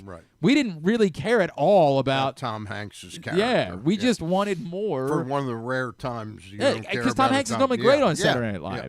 But in this moment, you gave us gold and then took the gold away from us, and we were like, dude, we're out. Like, we don't want any more of this. Eddie Murphy was Eddie really Murphy terrific. as Tracy Morgan was fabulous. And what's her name? Fabulous. McKenna in that Kate bit. Kate McKinnon, the alien. The bit with the where they get abducted. I mean, and Meryl Streep comes that's great. tremendous. That was very Woody good. Harrelson was pretty good, Most too. of it was fine. Yeah. It was fine. It was trying to get all these people that you like involved in various things they were doing. A lot of inside stuff. A little bit too much for me. And some things that unless you this season of SNL, if you've been watching, then you care about that Domingo thing that they've been pushing because it went viral on social media. I wasn't aware of most people. They did that for the 20-year-olds because the 20-year-olds have found that sketch. Right. They want to suck that vein dry. They like that sketch. So they've just... Kind of like when I come up with a bit on Fridays. Exactly and right. Goes And you through the whole just... show, Right, 100%. It's dead. We're like, Stan, you were doing that for an audience of one, Pat. No, I'm kidding. Most of it was fine. No, you're not, and you're right. Most of it... I can't help it. Most of the show was fine. Yeah. It was fine. And was Jack Nicholson actually... Did you see him? There was a picture of him. He was in the crowd. Right, that's what I mean. Yes, he was there in the did crowd. He look decent? Better than some of the things that we've heard about Jack Nicholson. Right, yes. exactly. All he did was introduce Adam Sandler. Like that was. Oh, he introduced Adam Sandler. He said they came back from commercial and he said, "Ladies and gentlemen, Adam Sandler." Okay. And then Adam said, "Hey, Jack, love you. Glad you're here." Or something like that was the extent of Jack Nicholson. But like the question and answer thing they did with all the celebrities, that hit like that. I thought that was pretty there was good, enough in there that worked. Like Seth Meyers saying, "This all feels really forced," and then they were like, "I don't know. Let's ask Reverend Al Sharpton and Ray Romano." Right. And Al Sharpton's like, I mean, I don't know. I'm enjoying myself. And Ray Romano be like, "Don't be so cynical." Like, that was a good bit. Cute. I enjoyed that. I liked Bill Murray on the. Bill Murray on the update was. I couldn't believe they didn't bring back Stefan. I couldn't believe that. Apparently, Bill Hader has terrible anxiety related to Saturday Night Live, and so we might never see him do it again. Well, they just did a Californians commercial, Volkswagen commercial. Right. Yeah, and so it was like him, Kristen Wiig, and Fred Armisen. I don't know. That was like that was a bummer. commercial. But Bill Murray doing like the deadpan. And now the regular hosts, Michael Chabin. Regular? What the hell? That was a good bit. That was very good. And really, that was all a very good bit. That was a very good bit. Yeah. So I enjoyed Speaking of hot times. Yeah, we were just talking about this. We got, I like it. Well, point it towards the camera. flip it the other way. Yeah, point it towards the camera. I like it this way. Yeah, you want him to see the Toyota ad? I don't blame you. We appreciate Toyota. Big fan. For what they pay, Right, we're big fans fan. of Toyota. Yeah. Enjoy them. But yes, David Rubenstein on the cover of the new print issue of Press Box. And as we talked about on Friday, I can't, this is the selfish part of me. Yeah. Really wish David Rubenstein could have waited till next week to do a press conference down in Sarasota.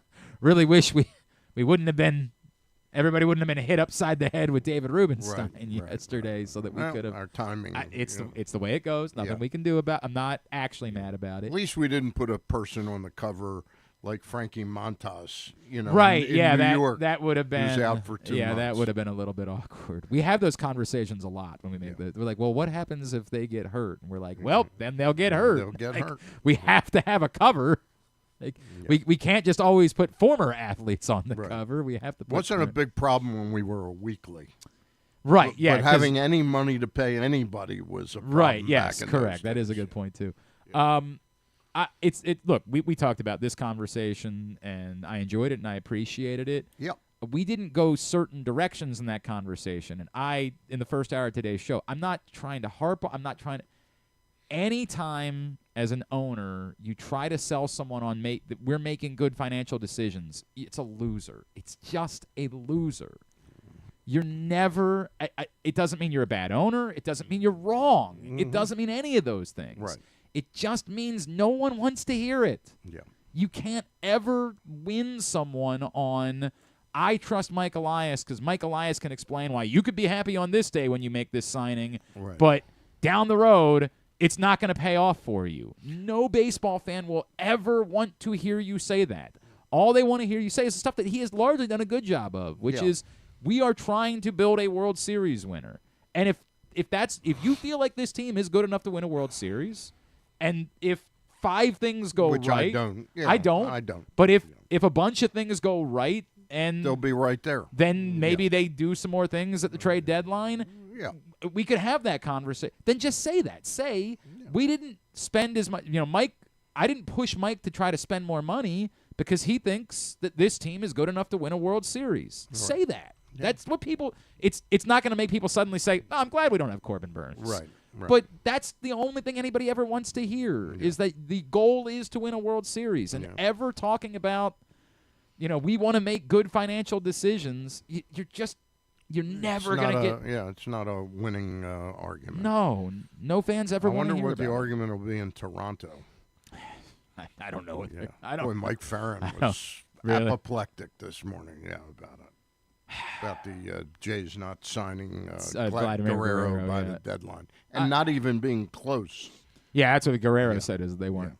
Somebody said, "Were you guys close?" That means they're probably at 375 or 400 million, and he's like 550 to 600. But they have Vladimir Guerrero for what it's worth, and their argument can be, we want to try to win with Vladimir Guerrero. The problem being it's hard-pressed for us to look at that roster and believe that they're going to win with Vladimir Guerrero. So the dollars are so great now for your stars. And this will hit Baltimore when Gunnar Henderson 100%. And maybe Rutschman are free agents. But the dollars, I got to be honest with you, Guerrero, to me, he's been in the league, 5 years now? Is it 5 or 6? Yeah. So he's going to free agency. But has he done – look, he's a great player when he's healthy. Yes, correct. And when he's in shape. Mm-hmm. I don't know that I want to be paying him $550 million and see him show up next spring weighing 270 instead of 225. I understand exactly what you're saying. I completely understand what you're saying. I guess if I'm a Blue Jays fan, I would say, well, then you needed to trade him. Like, you needed to. Well, they still have that opportunity. And they still this can year. now, but it sort of gets into that Manny Machado territory Who's of going to give you something? diminishing returns at that point. And you've only got a couple teams that are going to possibly make a deal, right? Because they're confident they can sign him. And those teams are probably the Mets. Yeah, the Mets and the Yankees. Yeah, it's probably. I mean, of course, the the Dodgers could, but yes, to the point the of Orioles could. Right? Anybody He's a could. little better than Ryan Mountcastle. I would take him for Ryan what it's worth.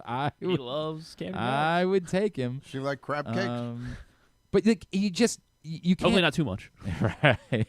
Yeah, because then we can't have him being at 300 pounds. There, it becomes part of the That's problem. a good point. Right? Excellent point. Keep him away. Maybe find some nice vegan crab cakes for Vladimir Guerrero at some point. Or is that what ruined Ryan Howard, was going vegan? So we can't have that either. We can't have. Is that what happened to Ryan Howard? I don't remember. Wasn't there a story about Ryan Howard going vegan? Remember Chris Davis? One year he was, I felt too weak last year. Right, so I had to go bulk up. And then I was too muscle bound last year. This porridge is just right. Got to get to that eventually. Anyway, yes, the paper is available? out on the streets now. Excellent. And, of course, it's always available on PressBoxOnline.com. PressBoxOnline.com. I have a new piece up about the Red Sox. Red Sox.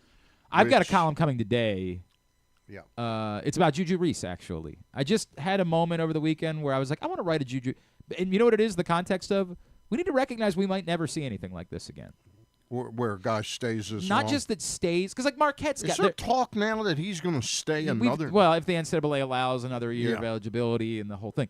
But like that goes through all of what Juju Reese has gone, that we've gotten to know him, that there have been highs and lows, that he had to go through, frankly, 3 coaches, because he was recruited by Mark Turgeon, then went that season with Danny Manning, and now obviously, like, there have been so. And he's evolved. He's evolved both as a person and a player. I'm just really appreciative of the Juju Reese that's a good column. story, and that I don't know if we're ever going to see anything quite like this, where there's going to be a 4-year Maryland basketball player that we experience so much with. Right. There might be more. Marquette's got a bunch of 4-year guys on their roster right now. That's a Shaka Smart thing. Yeah. And they're good with these 4-year guys. Cam Jones is an outstanding 4-year guy. It's not saying there's never going to be another 4-year guy. It's just more like, I don't know that there's ever going to be this. Like someone that we've kind of ridden the entire roller coaster with, the way that we have Juju Reese. So that's coming today at PressBoxOnline.com. All right, good. Appreciate like you, a sir. good one. Jeff Zreback tomorrow at about 4:40. We'll be on Facebook.com/PressBoxSports, brought to you by the Costa Sim. Talking Ravens. All right. Looking Talk forward to you to guys it. soon. Appreciate you, pal. Thanks, Dan. Stand the fan. We had to do this a little bit earlier on because of Ryan. No history of Ryan vegan or Ryan Howard being. There was a story. So some guy has a vegan company in Chicago. His name is Ryan Howard. No, that's not it. There's the a only thing I can story. find. There's a baseball player that there was a vegan thing. so not there was a big necessarily. guy. Maybe it wasn't Ryan Howard. I don't know who it was. There was a story. I don't know why it was like. I convinced myself it was Ryan Howard. It's not that important. Pat Neshek is a. Nope, that's certainly not the one. I'm on GreatVeganAthletes.com. No, that's not. Apparently, Spencer Strider. It was like someone who tried going vegan and then realized it wasn't for them. It's not worth it. We're spending way too much time on this topic Now I'm instead interested. of the things that matter. Had to do this a little bit earlier on because of his schedule and a very busy man, but an opportunity to catch up with the great Clark Kellogg right here on GCR. Well, it's always a pleasure to be joined by our next guest here on GCR, but a particular pleasure today because it's the first time I think that we get to introduce him as a Hall of Famer, as this past Friday it was announced that he is a recipient of the Kurt Gowdy Electronic Media Award from the Basketball Hall of Fame, and incredibly well-deserved. You, of course, see him on CBS. He is the great Clark Kellogg, and he is back with us on GCR. Clark, it's Glenn in Baltimore. It's always a pleasure, my friend. Thank you for taking the time, and a sincere congratulations. Well, much appreciated, Glenn. Always good to visit with you. I enjoy our conversations every time we get a chance to visit.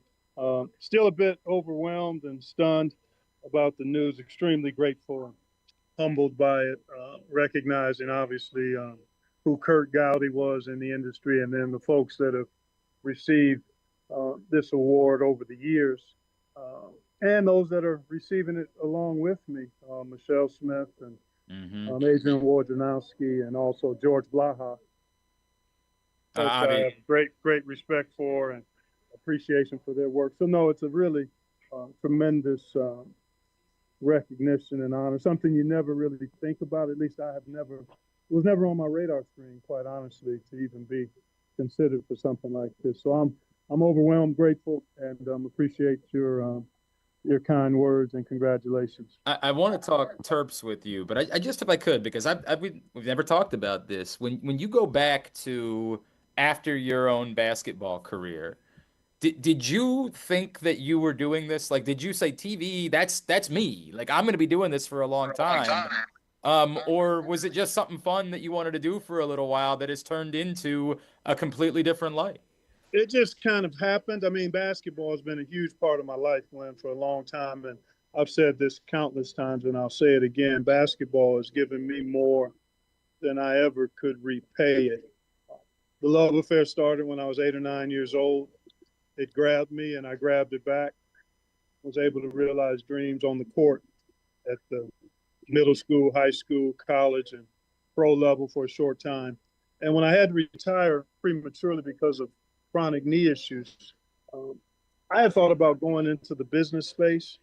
I love business. I enjoy business. I had no real idea about what it would, if broadcasting would be a fit. But because my career ended so early, I still had a lot of basketball in me. And the Indiana Pacers was the only team I played for in the short NBA career I had, and a team, an organization I spent a total of 32 years with, gave me my opportunity in broadcasting on their radio network. And at the same time, I got a chance to do some college games for Cleveland State University in my hometown of Cleveland on the station. And that first, a few months after I retired in August of '87 from playing, I was calling Pacers games on radio, doing NBA updates and Pacer updates on the local radio station in Indianapolis, and also doing probably close to 10 games for Cleveland State University on local television in my hometown. And much like the game grabbed me, the broadcasting bit grabbed me as well. And I thought I could do it well. I enjoyed it. I liked a lot about it. I mean, I like being around the game, engaging with players and coaches. I love the challenge of trying to help people understand the game. I've always been a reader and a words guy. So it just seemed to be a good fit. And then I kind of attacked it the same way I attacked playing. Let's try to excel in this. Yeah. Just try to do it at a high level. And one thing led to another, and we've been at it for over 3 decades now. Well, and you become a ubiquitous part of our lives this time of year, and we are so happy for you, my friend. Clark Kellogg with us here on GCR. Clark, we're hoping that Maryland's going to be a big part of what you guys do with the NCAA tournament this year, and we really are starting to believe there's a legit chance. I was trying to figure out the correct way of saying it, because I know there are probably better starting fives, but considering how good all 5 and how helpful, impactful all 5 of Maryland's starting 5 players are, is there an argument that again, starting 5 alone might be one of the 5 to 10 best starting 5s in the entire country? I certainly think it's a debate worth having, and one that I wouldn't disagree with in regards to what I've seen. And I've watched a bunch of teams, and Maryland clearly fits that category of a team that could do damage in the tournament, a team that has in its starting 5 as good a balanced group, an explosive group as you would want to have. I mean, you've got size, you've got mobility, you've got perimeter shooting, you've got guys that can attack the rim, you've got guys that share the ball. So, no, they are really a dangerous team. And there are a bunch of those teams out there, Glenn. As a matter of fact, I would not be surprised if no number 1 seeds make it to San Antonio. Wow. Simply because I think there are going to be so many really good teams, dangerous teams, seeded between 4 and 10. Okay. So how do you separate that? Like, I guess that, Clark, walk me through what you would want to see a team doing going into the NCAA tournament. What's your checklist of yeah, go ahead. I'm this is more generic, right? Like if I'm trying to find a team that's primed to make a deep run, these are the boxes that I would want that team to check. Well, first and foremost, you want that team healthy. So let's assume that's a given, that they're Sure. healthy, the players they're counting on are available and that close to 100% physically, okay? And then after that, you want to have a team that's able to win a variety of ways. Can they win slow? Can they win fast? Can they win in the half court? Can they win if they're not doing what they typically do well? I think you want, obviously, talent is huge. It's nice if you have a potential pro or two on your roster. They might not be a first-round draft choice currently, but somebody that looks like they're going to have a chance to play in the NBA. You need one or two of those kinds of players. I think you want experience. You want to have guys that have perhaps already played in the tournament, because it's different when you think about regular season, conference tournament, NCAA tournament. There's a different level of intensity, of urgency, that you would love to have players that have at least tasted some of that. Even if they haven't won in the tournament, they felt the pressure, the intensity, the finality of being in a situation where when you lose, that's it. And then I think you want, I would like to have explosive, versatile offensive firepower. I know defense wins championships, but I think in the one and done crucible of the tournament, that having the ability to score is just as valuable as being good defensively. So I'm trying to think about Maryland and how many of those boxes they check, and I would say, Derek Queen, right? Like obvious first round pick. Clearly, yeah, so got that box checked. Yeah. And probably someone else. I don't know if Juju Reese is going to find his way into the NBA at any point, but like those guys are professional basketball players. Yeah. So that's a check. Offensive firepower, like they just scored 100 points clearly against Iowa yesterday. So a couple of those are checks. The experience part, the only player that's got NCAA tournament experience is Reese, and it's not a lot, dating back to 2 years ago, and it's not any of the guards. And I wonder how important that is between Gillespie, Rice, and Miguel. Does that hurt them that trio doesn't have NCAA tournament? TBD, because we don't know how they'll respond. I would rather have the experience than not, but it's not essential. It's not essential, Glenn, because some guys that are hungry and are being driven by their hunger and the opportunity, those guys are all experienced guys. They've been playing a lot of college basketball, so they could really embrace the opportunity in this setting to do something special. That could be a negator of a lack of experience. And they've been impressive. There's no doubt. Like major impressive. Jacoby Gillespie's been one of the most incredible finds. Like what that kid has brought to this team is unreal.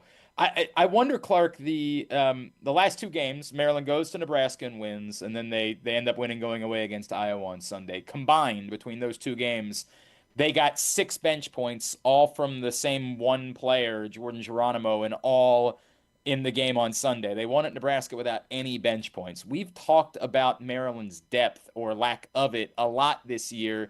And everybody always says, hey, you get to the NCAA tournament, you're not going very deep on your bench anyway. But given foul trouble, given, the potential for an injury, how concerned are you about a team that is getting, historically, the 5 amazing, but so little from anyone after that? Yeah, it's a concern, and it's a legitimate concern, Glenn. Clearly you want to have a rotation of 7 or 8 guys that are making contributions for you. That is ideal and in many cases necessary, but history repeats itself until it doesn't. Could they, in fact, be a team that bucks the statistical odds and makes a 3-4 game tournament run without contributions from the bench? Do 1 or 2 of those bench players suddenly make an impact in the minutes that they get? That too can happen. You can establish momentum going into the tournament, and you also can establish momentum within the tournament. In other words, when you get there, that's a fresh start. That's a new beginning, no matter what you've done in the regular season, no matter what you've done in conference tournament play. the start of the NCAA tournament is a new reset. That's a refresh button. So something could happen, and we've seen it. Players that have been dormant, quiet, ineffective for one game find a way to be the star or to be significantly impactful. So, well, I would say that Maryland, more than anyone, Deshaun Harris-Smith is the guy they could really use, just an option off the bench to give him some guard minutes, and particularly for the Big Ten tournament, right? Like in the NCAA tournament, you do have the day off, but you get to the Big Ten tournament, and one, it's probably a big deal whether they get that double bye or not, and they're right on the edge at the moment. But like to have to even play 3 games in 3 days if you want to go try to do that, it feels like that's where you'd be really tested without having much in the way of depth. Exactly right, 100%. Clark, you mentioned maybe this is the year with no number 1 seeds. We're all enamored by Auburn right now.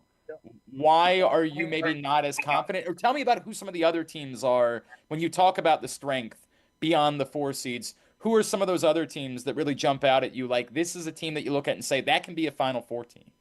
Not necessarily a Final Four team, but a team that could beat a number 1 seed in the second round. Okay, yeah, sure.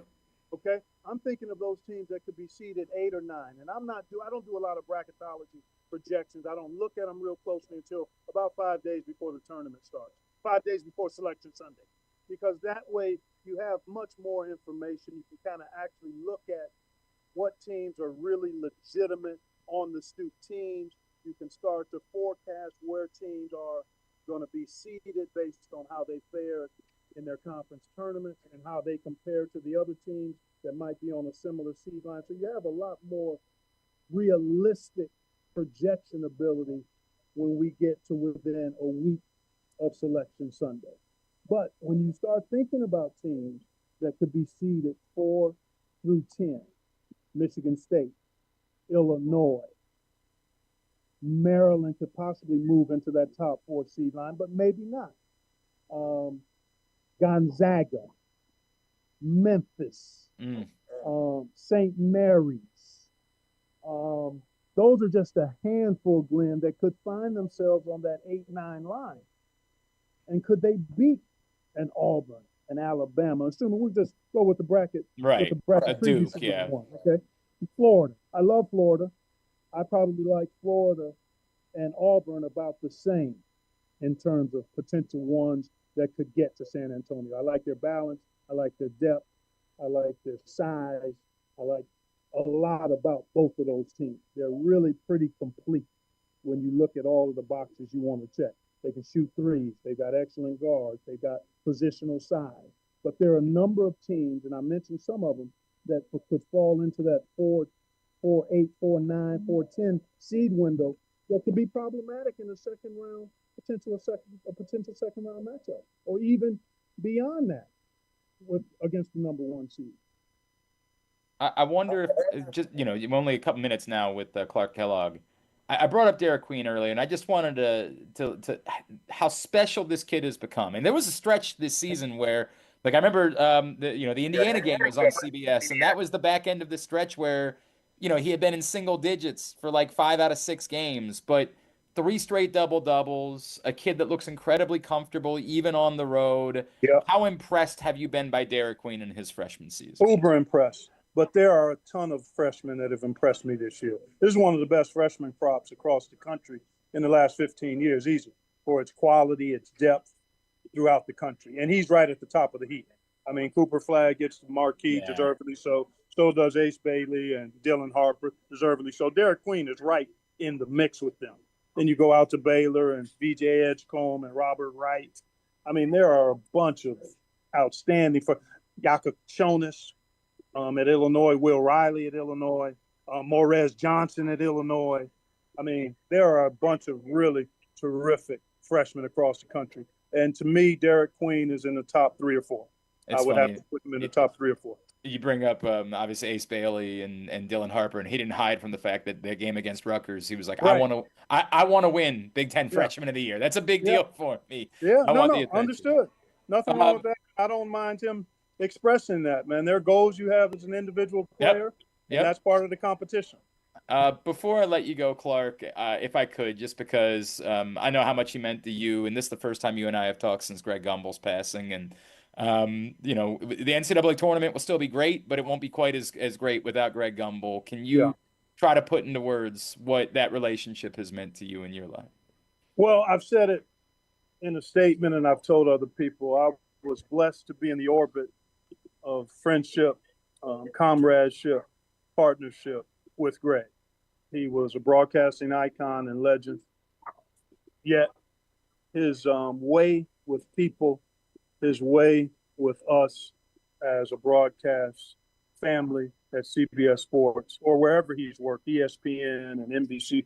He's worked at Madison Square Garden. I mean, he worked a lot of places, and everybody revered him for the quality of his work, the class with which he did it. But more than that, the way he lifted people and made them feel. And that, to me, is what I cherish and treasure most.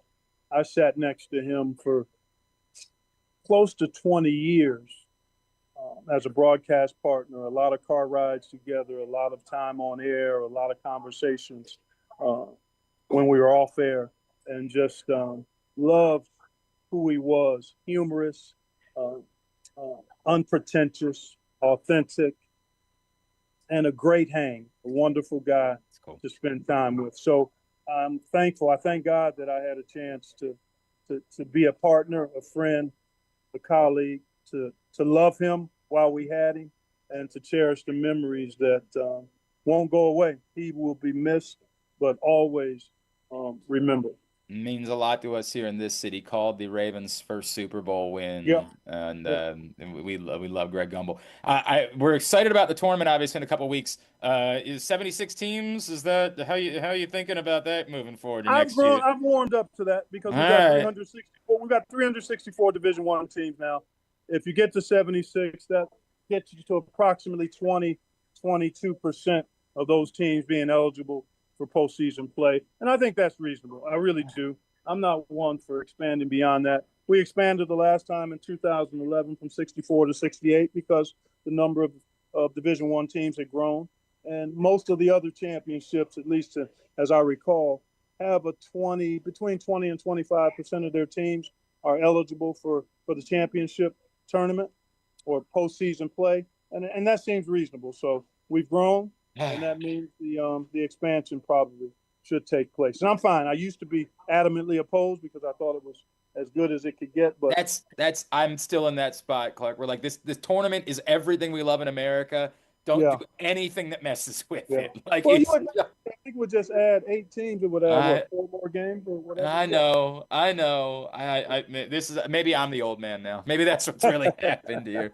Clark Kellogg, what can we plug for you, my friend? Nothing at all, other than to jump on board for the most fun 3 weeks to a championship on the sports calendar, and we're less than 4 weeks away from Selection Sunday. Man, we can't wait, and it's great that Maryland's going to be part of it this year and maybe making some serious noise as the season goes on. Clark, thank you as always taking the time for us, my friend. We always appreciate you. Yeah, that's a two-way street, man. Really appreciate you and enjoy being with you. Enjoy the rest of your day, and maybe we'll talk again. It's Clark Kellogg, and hopefully we will be talking again as we get towards the NCAA tournament. Look, it's pretty clear that the NCAA is doing expansion. Like, it's happening. They don't leak out. We were kind of dancing around it with Patrick Stevens. It happened. College Game Day was at the Auburn-Alabama game this week. I know nobody watches the basketball version of College Game Day, but Pete Thamel was discussing it heavily during College Game Day on Saturday. And last week, out of nowhere, Seth Davis wrote a column going on about what a good idea it is for the NCAA tournament to be expanding, which it's nonsense. Like, it's nonsense to think that it's like a good thing. If you want to say, hey, it's not the end of the world, whatever you want to say, fine. But I'm going to continue to harp on the thing that I'll harp on forever. What makes the NCAA tournament work, 2 things. The first, upsets. The second, the bracket. And maybe it's the other way around. the bracket is imperative because you can get people that don't give a rat's ass about college basketball to be interested because of the bracket. It's the same reason why football surpassed baseball in this country. Why? Because of fantasy football. Because if you didn't have a team to root for, you were still interested in the games. And because some sports betting football was a bigger deal than betting baseball. In betting baseball, you're really just betting starting pitchers. Betting one baseball game is kind of weird, right? Like, is it really a reflection on which team is better? But betting a football game always made more sense to people, right? Like, a football game is a more accurate reflection of team versus team, which is the better team. Those things elevated football. Betting fantasy football. Because it allowed for more people, there to be a bigger tent of people that were interested in football. That's what the NCAA tournament has going for it. What the NCAA tournament has going for it is very simple. You don't have to watch a single game all season long. Know who any of the players are on any of the teams, but you'll fill out a bracket. And once you filled out that bracket, you're more inclined to look at it. Anything you do that limits the significance of the bracket becomes problematic. In a perfect world, as Tatrick and I talked about earlier, if you're going to do this, do the thing where you have all the mid-majors. If you're insistent upon there being more teams, then everybody that plays on Tuesday and Wednesdays got to be, not a mid-major, I said it the wrong way, bubble teams. The last teams into the field all play in these early games. Reward the teams that won their leagues. They deserve the right to play in a quote-unquote real NCAA tournament game. Don't ship Quinnipiac off to Dayton or whatever the new, Albuquerque. As Patrick was saying, like the NEC champs, the SWAC champ, they should be able to go. They let should them take into the on round of 64. Not this year, Kansas, but right. They let them into the round of 64. That's the thought. And to his point, like again, that makes the TV games more appealing that week. There's not going to be much of an audience for LIU, McNeese, for example. Prairie View A&M. Makes sense. But then you realize more of those teams have a chance to be impactful on the bracket. It's not really that big of a deal when the 16 seeds play against each other because you're not really, I know it's happened now twice, but you're not really likely to pick the 16 seed over the 1 seed, so it doesn't really change anything about filling out a bracket. But now filling out a bracket starts to get complicated. The more of these teams that are playing the first week, the more it's tougher to figure out that, that juicy 12-5 upset. Are all of the 12 seeds now up for grabs? Right. So it's like... Are all of the 12 and 13 seeds now up for... And I'm not trying to say that those teams are likely to make deep runs, although we have seen a couple teams that have played in the first 4 make deep runs in the NCAA tournament. Right, that one year. I think UCLA. I think there was a VCU and a Syracuse. Yeah. It's the more you do to dilute the bracket or make it trickier for people to fill out a bracket, for the common person to fill out a bracket, the more it hurts the NCAA tournament and what inherently we love about the NCAA tournament.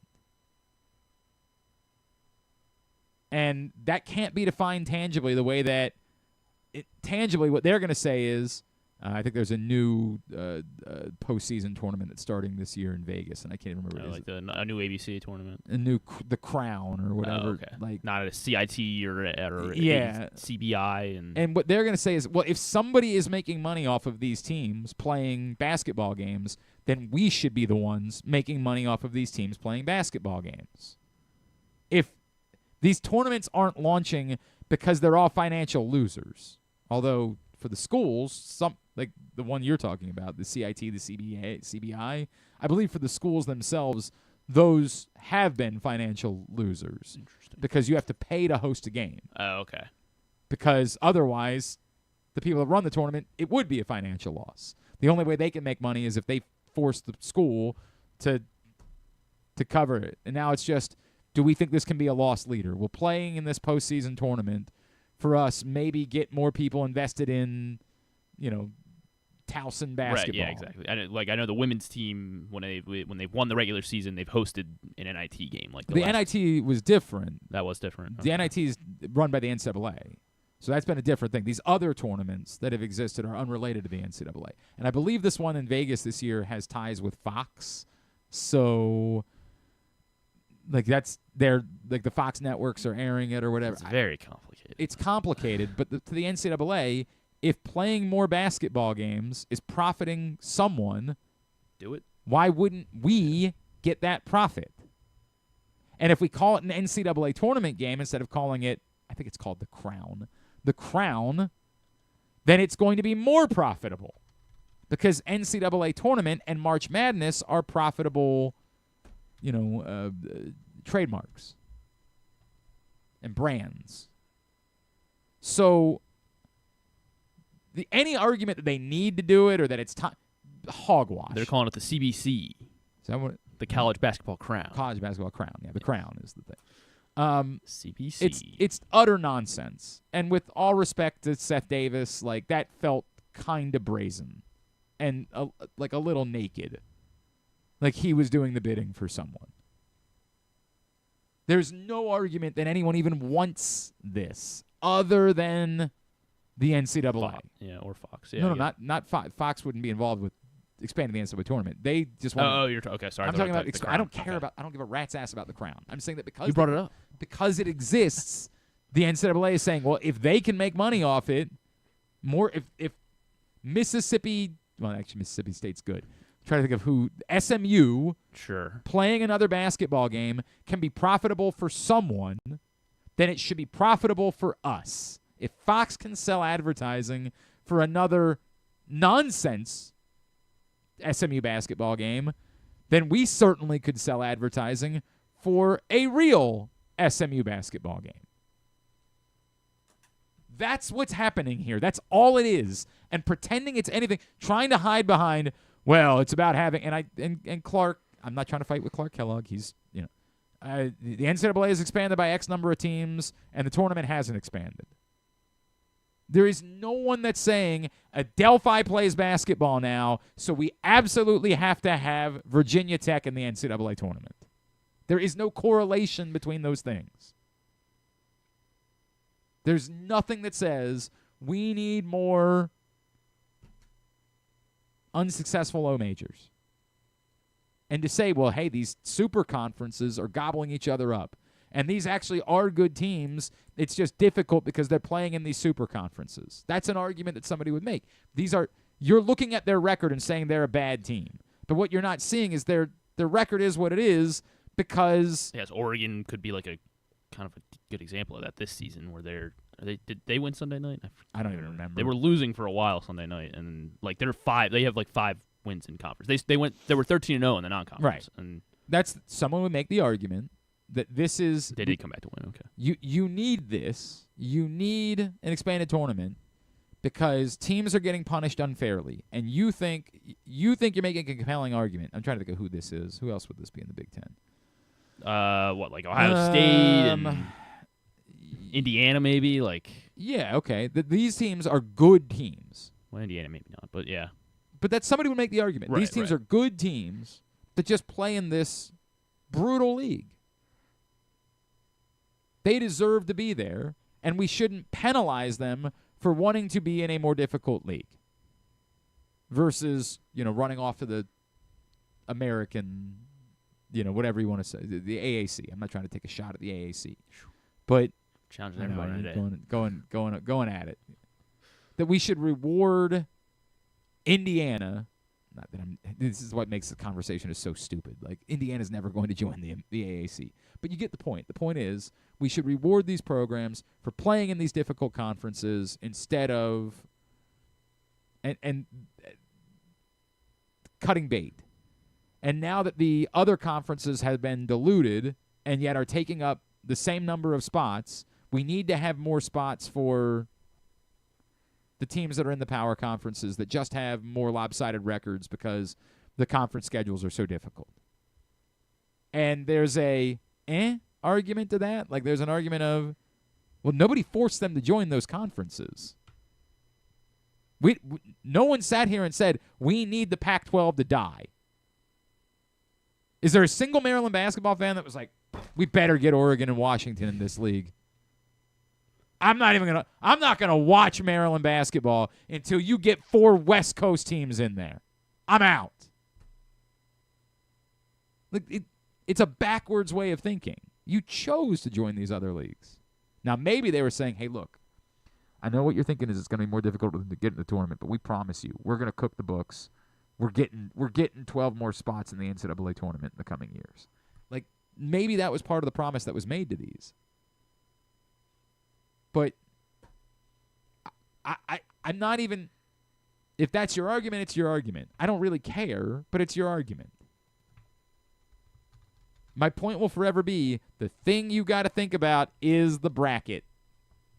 You can't make it more difficult for casual people to fill out a bracket. The moment you do that, you lose the casual interest that bumps the NCAA tournament and makes it the most magical month. So just got to think about that a little bit. All right, we come back in. We'll get a tidbit. We'll get two-bit or wind things down. When they did the expansion to the 68, sorry. Yeah. Was there this? Everyone was pissed off because it was only really 4 teams. It was only 3 at the time because they had already been at 65. 1. They had played a one-off 16 versus 16 game in Dayton on Tuesday night. So you were adding 3 teams to the NCAA tournament, and it was a little bit weird that they were going to be like 2 12 seeds that you didn't know who it was going to be. But if instead of jumping, adding, 8 next year, what if they add just 2 more? Yeah, Patrick said, what if it was year? 72 next year and like it's 4? Yeah. I don't know. I got to see it in practicality. I'm not. What I'm saying isn't you add 8 teams, people are going to stop filling out brackets. I'm saying that at some point, the more complicated the bracket is, the more complicated it is to fill out a bracket, the easier it is for someone to say, I don't need to do this. I'm out. It's difficult. We try to do this charity bowl pick'em every year, and people are just like, The more difficult you make it for an average person to fill out a bracket, the more harm there is that you can't see. And it's not, it'll ruin the NCAA tournament because people will still be interested in watching the best teams. But there will be an impact of that for the casual interest in the NCAA tournament. It's inevitably, you got to deal with that. Like, that will happen. That will occur. And their argument is, well, we still have to give a qualifier to the MEAC, and the MEAC's not really even a worthy league anymore. Some of the teams ran off to other leagues. And I understand they have a point. There's a lot of, former D2 schools that are now playing Division I basketball, but they're playing. They're competing. I don't – there is a point here somewhere. There is. And maybe it is an argument. Maybe the argument I'm going to ultimately make is the reason why it should be 96, which is crazy. But it's because you got to prioritize the ability to make a bracket. That we can't be confused about what teams we're picking. Pick a game. Winner of that game advances to face this team. Now pick that game. It's always got to be that simple. And I don't know, maybe it's worked out because everybody's been like, well, you get to have both 12 seeds. So it could be one or the other that's beating the 5 seed in the next round. And you get double your chance. maybe that's help protect I'll take it. the 2 teams over 1. Right? Yeah. Like, you mean to tell me that there's 3 teams, and in this scenario, I get 2 of them or I get 1 of them? I'll take the 2. Like, it's a stupid bet you're making with me, guy. I don't know. They just always have to think about the bracket in the process. All right, we'll come back in. We'll get a tidbit. We'll get 2 bit. We'll wind things down for a Tuesday edition of Glenn Clark Radio. COVID-19 and flu viruses are circulating in Maryland. But don't worry, protection is within arm's reach. Protect your health with this year's COVID-19 and flu shots. It's safe and convenient to get them both at the same time. Flex your protection. For more information, visit health.maryland.gov/vaccines. This message paid for by the Maryland Department of Health. Whether your focus is luxury and comfort, convenience and technologically advanced connectivity, or sporty performance and aggressive styling, we've got the perfect Highlander for you. Check out buyatoyota.com for deals on new Highlanders from your local Toyota dealer today. You're gonna love February at Live Casino and Hotel Maryland. Sweeten your Valentine's Day with a chocolate bar February 13th and 14th. Pamper yourself and your partner with Valentine's Day spa discounts February 10th through 21st. Celebrate the Year of the Snake and win a Lunar New Year luxury brand collection February 28th. Plus more ways to play, dine, and win all month. At Arundel Mills. Must be 21. Please play responsibly. For help, visit mdgamblinghelp.org or call 1-800-GAMBLER.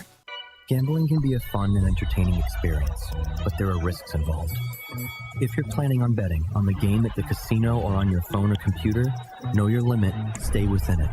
Set a budget and a time to stop.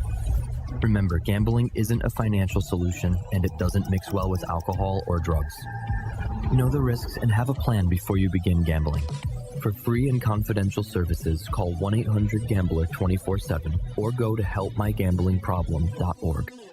Driving in Maryland? Did you know an Easy Pass from DriveEasyMD.com can save you time and money?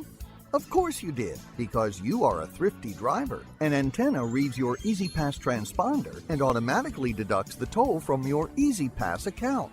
There, you just saved money with Easy Pass, all without slowing or receiving a notice in the mail. Well done, thrifty driver, well done.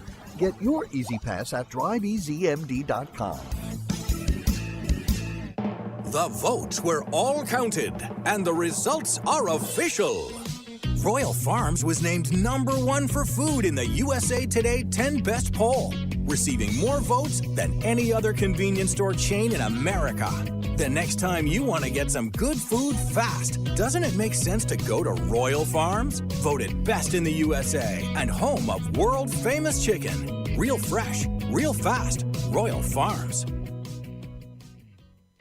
Contrary to what some people believe, I actually like this guy when he sleeps. Glenn Clark, talking sports. All right, winding down for a Tuesday edition of the program. Don't forget that everything you need to know about high school sports you can find at countysports.zone. It's proudly sponsored by your local Toyota dealer and buyatoyota.com. Into the postseason and high school basketball. Follow along. Get every update moving towards College Park at countysports.zone. Again, proudly sponsored by your local Toyota dealer and buyatoyota.com. We did have trivia last night. Third place finish. It was. We were rolling, and then was there were president stuff that. Yes, that really not enough polka question. The final was what was the last before? Hang on a second. Before Donald Trump, what was the last? I can't remember those times actually. Republican. What year saw the last Republican presidential win without a Nixon or Bush on the ticket? Yeah, you're not getting it. We didn't get it. We forgot that Richard Nixon was somebody's vice president. We forgot that. Okay, so do I need to go like way back? Way back. 1928 was the year. You're not getting it. Like you were not getting it. So FDR? Yeah. Is that? No, whoever was before FDR. Yeah, I don't know who. Ford, Coolidge. I last night I could have remembered. Coolidge, lock it in. It was Herbert Hoover. Darn it, Herbert Hoover was the last. Should have said Hoover. The last time. So yeah, there was that, and then there were 2 sports questions last night. They're both tricky. These were not gimmies. The first one was. Hang on a second. I got to pull them back up on my phone because I had to take pictures of both of them because they were tricky enough. All right, who were the last teams to win at least 3 straight championships in all of the big 4 North American sports leagues. So who are the last teams in each? It was worded poorly. It was who is the last teams in each. We got it. We got all 4, but it was tough. Who are the last teams in each of the 4 big 4 sports leagues to have won at least 3 straight championships? Okay, so is it a trick question in the NFL? Because 0. It's not a trick question. It just you have to go before the Super Bowl. Oh, okay. Well, Yeah. It's technically not the NFL, right? Or No, I that's guess there was an definitely the NFL. NFL. Yes. It's just pre-Super. No one's ever won 3 straight Super Bowls. Yankees. The Yankees are correct. The Warriors didn't three-peat. So the Bulls. Not the Bulls. Did I go too far back? Or I guess obviously, yeah. Who won 3? Did the Lakers win 3 straight? You don't ask it as a question. This isn't. What is the Lakers? We're not playing Jeopardy. You just give a guess. Lakers. Indeed, the Shaq and Kobe Lakers won 3 consecutive titles. Darn it! Should have got that one. So that means it happened in hockey. Mm-hmm. Well, yes, hockey is one of the 4. That is correct. I was torn between 2. I was straight? really torn between these 2 answers. With the hockey. I was stunned to find out that one of them never won 3 straight. They won like 4 out of 5 and 6 out of 8 or something like that, but never won 3 straight in there. Let's go with Chicago. Nope. Montreal. Nope. How about Pittsburgh? Nope. Boston. How about nope? That's because it was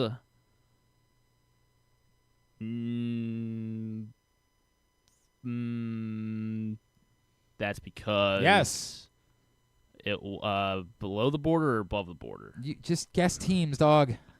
Ottawa. Not Ottawa. Toronto. Not Toronto. No. That's because it was New York. Well, there's a couple teams in New York. The Rangers. It was not the Rangers.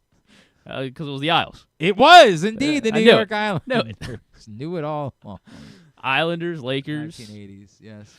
Yankees, obviously. And then in the football, they did it. Do I get the years? Well, it was pre-Super Bowl era. You know 60s. that. Is it gonna make a difference to you whether it was in the 10s was or the 60s? like the 40s? Like Baltimore Colts. It was not the Baltimore Colts. They went back to back.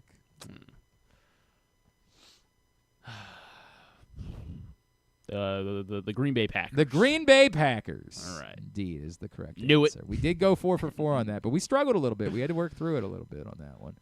The Yankees and the Lakers were the obvious ones, and then I was torn between the Islanders and the Oilers. I couldn't believe the Oilers never won 3 straight. Like, that was nuts to me. They won, again, like 4 out of 5, but didn't win 3 straight. And we did go with the Islanders, and we did go with the Packers. And then the other sports question last night was, this is, hang on, I've got it. Stop, settle down over there. All right. Located every year at TPC Sawgrass in Florida with the famous par 3 17th island hole. What is the name of the PGA tournament, sometimes known as the 5th Major? 2-point bonus for the name of last year's champion. The 5th Major? Mm-hmm. Famously known. You should just ask me to name the 4 majors. Famously known as the 5th Major. The Players. It is indeed the Players. Of course it's the Players. And last year? Yep. It was won by Gary. No, it wasn't. Gary Player, 90 years old. If he's still alive, I don't even know. Scotty. Scotty Scheffler was indeed the winner. Don't say I don't know golf. I didn't know either. I just guessed Scotty Scheffler. I said to him, I'm like, I know the first one. I'm just going to guess Scotty Scheffler. I have no idea. He won a lot of tournaments. Didn't win this past Gary weekend. Player is still with us, and he's 89 years old. Shout out Gary. Yeah. Sure, shout out. Yeah. He's probably listening. John in Little Rock jumped in late to the like the All-Star stuff that we were talking about early on, and he was saying that he disagrees couldn't disagree more with hockey players in the Four Nations Cup because the players are all in for that. Yeah, it's all God bless them. If they get hurt, he's also saying hockey is built different, and so is their fans, and he thinks they hit the jackpot with the Four Nations thing. The hockey fans accept all injuries and live with it. No, yeah, if I'm telling you right now, if the Capitals were the going Kachuk brothers for, broke their hands when they were, I'm trying to think of because Russia's not involved. if the Capitals were going for the Stanley Cup this year, if this was the year that the Capitals had and Alex Ovechkin had a season-ending injury in the Four Nations can F right off. It's not a real it's like trying to get me to buy into the World Baseball Classic. It's like this is the type of soccer tournament the U.S. have won. The Olympics, fine. I'll get on board with it's the Olympics. Winning an Olympic gold medal is more significant than almost anything in sports. This, from a fan standpoint, is awesome. Watching it is cool. But that's all it is. It's just cool to watch. It's not real. It's contrived. It's 3 games and then a semifinals. We think it's amazing because it's cool to watch. If you are a die-hard fan of a team, live and die with a hockey team. Again, it's a thing that we don't understand here because we don't have a team. But the comparison to me would be, we all remember Adam Jones making a fun catch in the World Baseball Classic. If Adam Jones was Edwin Diaz, we'd effing hate the World Baseball Classic. Yeah, I mean, effing hate it. We like it as much as our players don't get hurt. The moment our guy gets hurt, that event can F all the way off. And so I'm not going to change my opinion. How does soccer pull it off? I mean, that's complicated. It's a complicated comparison with soccer because no one ever, I don't know. Whenever the international breaks happen, because the World Cup is part of it. The World Cup is also bigger than any international Champions League, Premier League, and this is the only equally. comparison is the Olympics. The World Cup is the most significant soccer competition there is. Period. So nobody's ever gonna those other trophies pale in comparison, but it doesn't exist that way for any other sport. The closest would be. Is it just because soccer's been around the longest? And the World Cup has been. Worldly, the World Cup worldwide has mattered for forever. Mm-hmm. Forever. You're trying to force that now with these other sports. Now, the NHL and the Olympics is somewhat close because there's nothing else in the Winter Olympics that anybody cares about. Bobsled. Thank you. Name a bobsledder. Very good. Now, it's the only sport during the Winter Olympics that American pro sports fans or team sports fans give a rat's ass about. So there's something there. We're willing to take more of a risk for that. We don't even feel the same way about basketball in the summer. We want the U.S. to win, like we do. It's also not during the season, so there's kind of less of it. Even if somebody were to get hurt during the Olympics, they have 4 months before the season begins, and they have 9 months before the playoffs start. So the likelihood of someone suffering an injury that's going to derail your team's championship hopes is really minuscule. That it's not really worth talking about.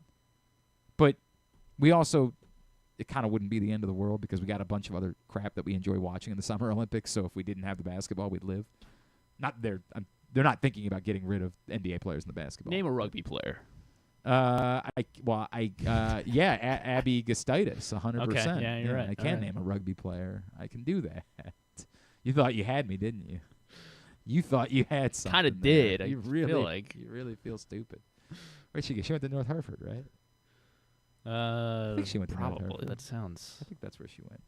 I don't remember. Was it? Yeah. Yeah. Or was she Carroll County? No. Maybe she was Carroll County. Yeah. Hang on. We'll get the answer. Abby Gustitis was North Hartford. Ha! Look at me. Director of knowing things. Good job.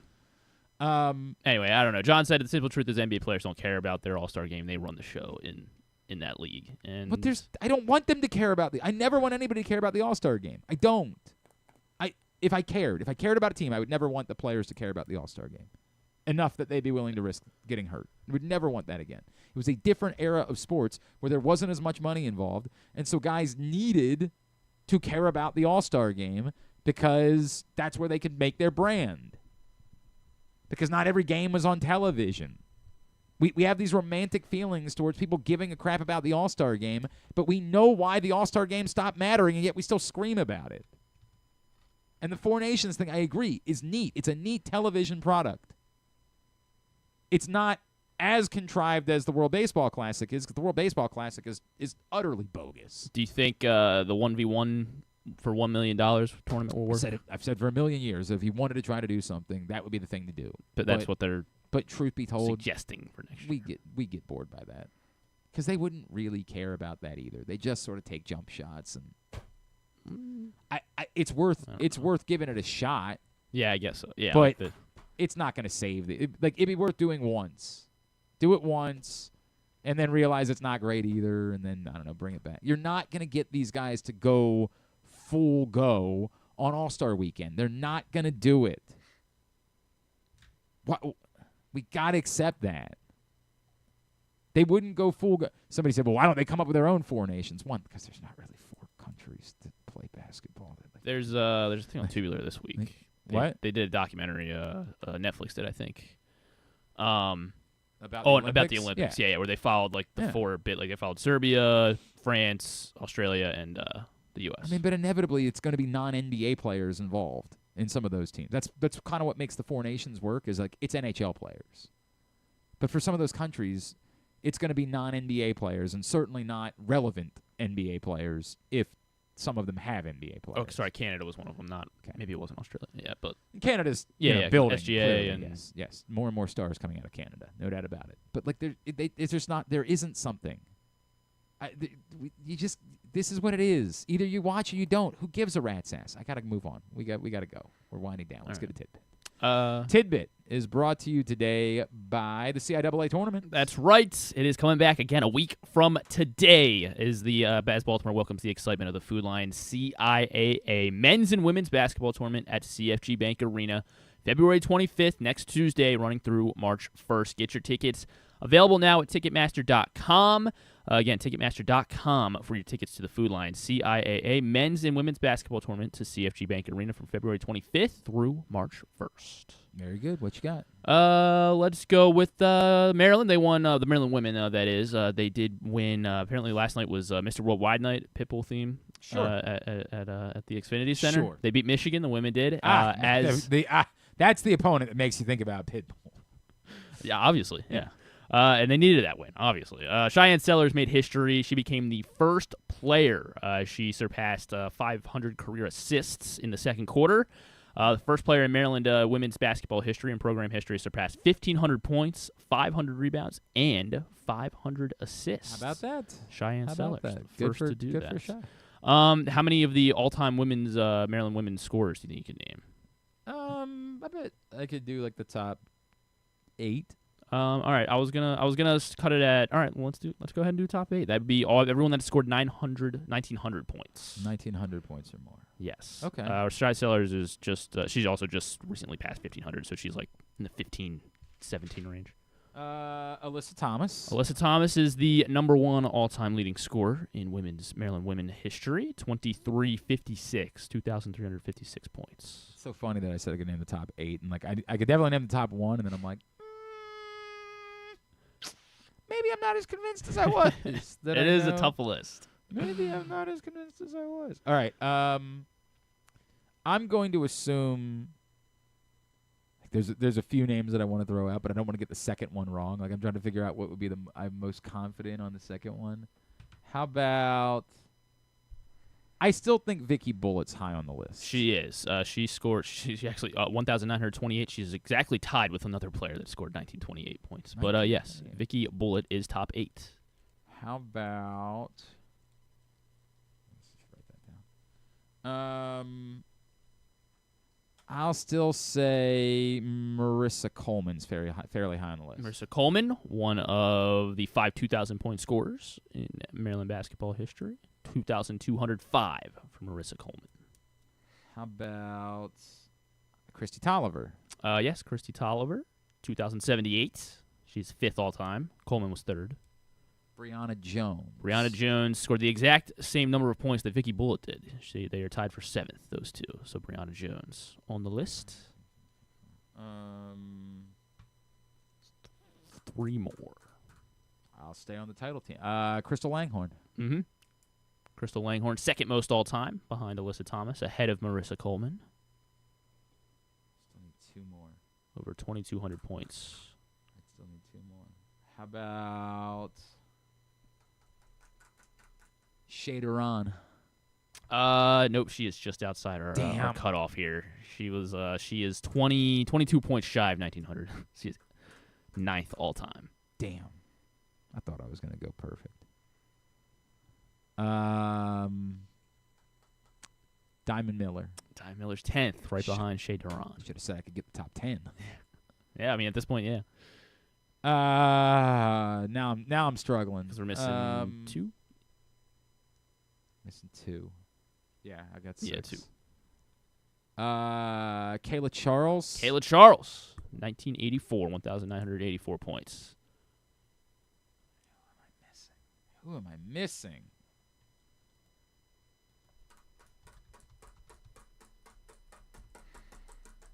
I don't know. Who am I missing? She is. It's not Angel Reese. I know that. No, much. it's not Angel Reese. She is currently. Yeah, I don't think this. I don't know if this will help you or not. Oh, she's good. currently in Atlanta Dream. Currently with the Atlanta Dream. Actually, literally just signed with them. Apparently, 3 weeks ago. Just signed with them. Know that probably. Although there's she only was so many. Playing in. There's only so many that are. She was playing in Poland before, so. Oh. But she was drafted by the Mystics. It's not. Well, no, she wasn't there long enough. It's not McLeod. Tori Walker Kimbrough. Yep. I Tori didn't know Walker she was in Atlanta Dream. Yeah. It literally February 1st. Apparently, she signed with the Dream. But yeah, she is 4th all time on Maryland's scoring. How about women's that? scoring How list. about that? Yes, Christy Winters 11th for I don't know for anyone that Very good. is curious out there. But yeah, there's your all-time women's scorers. Excellent. Good job. How about we get tubular then? How about it? Have you ever thought of taking a cruise to these wonderful destinations with sunny skies and beautiful beaches? Well, wait no longer. We're ready for you to cruise from the Cruise Maryland Terminal. Have a little phrase that you can go from baggage to margarita in about 15 minutes. Choose fun with an array of destinations, onboard activities, entertainment, and world-class cuisine. Contact your travel agent and book your cruise today. Let your adventure begin. All right, here's what's coming up tonight, totally tubular-wise, local. I hope you're into women's lacrosse. There's a lot of women's lacrosse today. ESPN Plus, Navy Richmond at 2. Hopkins Loyola, that's a really good one at 6 o'clock. Big Ten Network Plus for Georgetown, Maryland at 4:30. But that's it locally. Big Ten hoops tonight, Purdue, Michigan State at 7 on Peacock. And on FS1, Illinois, Wisconsin at 8:30. Minnesota, UCLA at 10:30. All the rest of the college basketball you can find at glennclarkradio.com. Video game golf, more of that at 7 on ESPN because you demanded it. TNT's got Unrivaled tonight at 7:30. Champions League this afternoon at Atlanta and Club Brugge, 3 o'clock on CBS Sports Network. And some CONCACAF Champions League tonight on Fox Sports 2. It's bleak, man. Nice. I can't get around it. The CW for WWE NXT at 8. Non-sports. Today, George Lopez has a comedy special out on Hell Prime yeah, Video. he does. Court of Gold is the Netflix Hell thing. That does yes. come out today. Yeah. Court of Gold doc about, Team USA in Paris as well as following France, Serbia, and Canada last summer as well. Maybe I'll look at it. It's not. So yesterday on History Channel. The end of the semifinal was dope. Yeah. I can relive that, and that'll be cool. But yesterday on History Channel, since it was President's Day, there was a Thomas Jefferson 3-part doc. So part 2 of that is out tonight on the History Channel about Thomas Jefferson for all those big TJ fans out there. What else we got? A new episode of Paradise, St. Dennis Medical. And a couple potential book clubbers on Hulu as well. The Fox Hollow Murders, Playground of a Serial Killer. So this guy killed a lot of people. Herb Baumeister was the way they pitched in the trailer is the greatest serial killer you've never heard of. Oh. Apparently, it was the second largest amount of unidentified remains since the World Trade Center found in this guy's I'm sure that we should use backyard. The term greatest serial killer. I just feel like there's probably another way that we could say it. Not you. Them. Okay. Yeah. Maybe that's the way I interpreted it. Maybe they didn't use that. I would like to hope that we had a maybe different it was notorious. set of I don't words. know. Yeah, that might be something like that. But I don't think we should be using the word. Yeah, they greatest. interview his accomplice as well because he owned the farm or something. I don't know. It looks creepy. Also last night was on Netflix was American Murder, the Gabby Petito. Yeah. Yes, that came out yesterday. as well. And George Clooney and Alan Richardson will be on Stephen Colbert tonight. Ah, yes, promoting the 51st anniversary special of Saturday Night Live. Oh, they're already getting ready. They're getting Alan Richardson and George Yes. George Clooney. George Clooney's on Broadway, I think, apparently. And then, of course, Reacher season 3 later this week. Yep. And then yesterday, for whatever reason, they dropped that. Apparently, Oh, Alan yeah, there's Richardson gonna was be a talking to Blue somebody. Mountain State 2 Blue or Mountain's, something. Season 4, because they did 3 Oh, it's another. seasons. I thought it was another movie that he said. I saw season 4. I don't know. okay. That's All right. So All right. who knows? Who knows? Maybe that'll work. Maybe. Probably not. I I think. Look, man, I love Blue Mountain State. Don't Blue get me Mountain wrong. State was great. But I just think I'm worried as well. Yeah, it might be time to move on. Stick with Reacher. Come on. Yeah, doing well. Doing well. They could do like a little Easter egg or something in Reacher. Sure. All right. Thanks today to Patrick Stevens and to Clark Kellogg. We'll get that up in the greatest hits section of the Can You Take Me Higher? tab at GlennClarkRadio.com. Drew's in tomorrow. Yeah. Scott Braun Scott from Braun, Foul talk Territory will baseball. join us. Stuff and things. Oh, boy. Oh, boy. Rags Racing. Oh, yeah. All that. And, It's so we're Rubbin's gonna do Racing. Rubbin. Yeah, sorry, Yeah. or whatever. The Richard Petty sandwich, of course, with Drew. Oh, yeah. We're doing that? What do you? All right. Of course, why not? Look forward to that. Oh, you need one as well? No, I'm all right. I'm okay. He wanted one, so by all means, enjoy it. All right, thanks to everybody at PressBox, all of our great sponsors and partners, including Live Casino and Hotel, Cruise Maryland, Crown Trophy, Easy Pass, Royal Farms, CIAA Tournament, HelpMyGamblingProblem.org, Brigance Brigade. Don't forget the Winter Soiree is Friday night. BriganceBrigade.org to get your tickets. Costasyn, MSAA, Maryland Sports, your local Toyota dealer, buyatoyota.com. Thanks to Griffin at Griffin_Bass. Follow us, Twitter, Instagram, and TikTok at Glenn Clark Radio. Have a great Tuesday evening. Go local women's lacrosse teams. Duke sucks.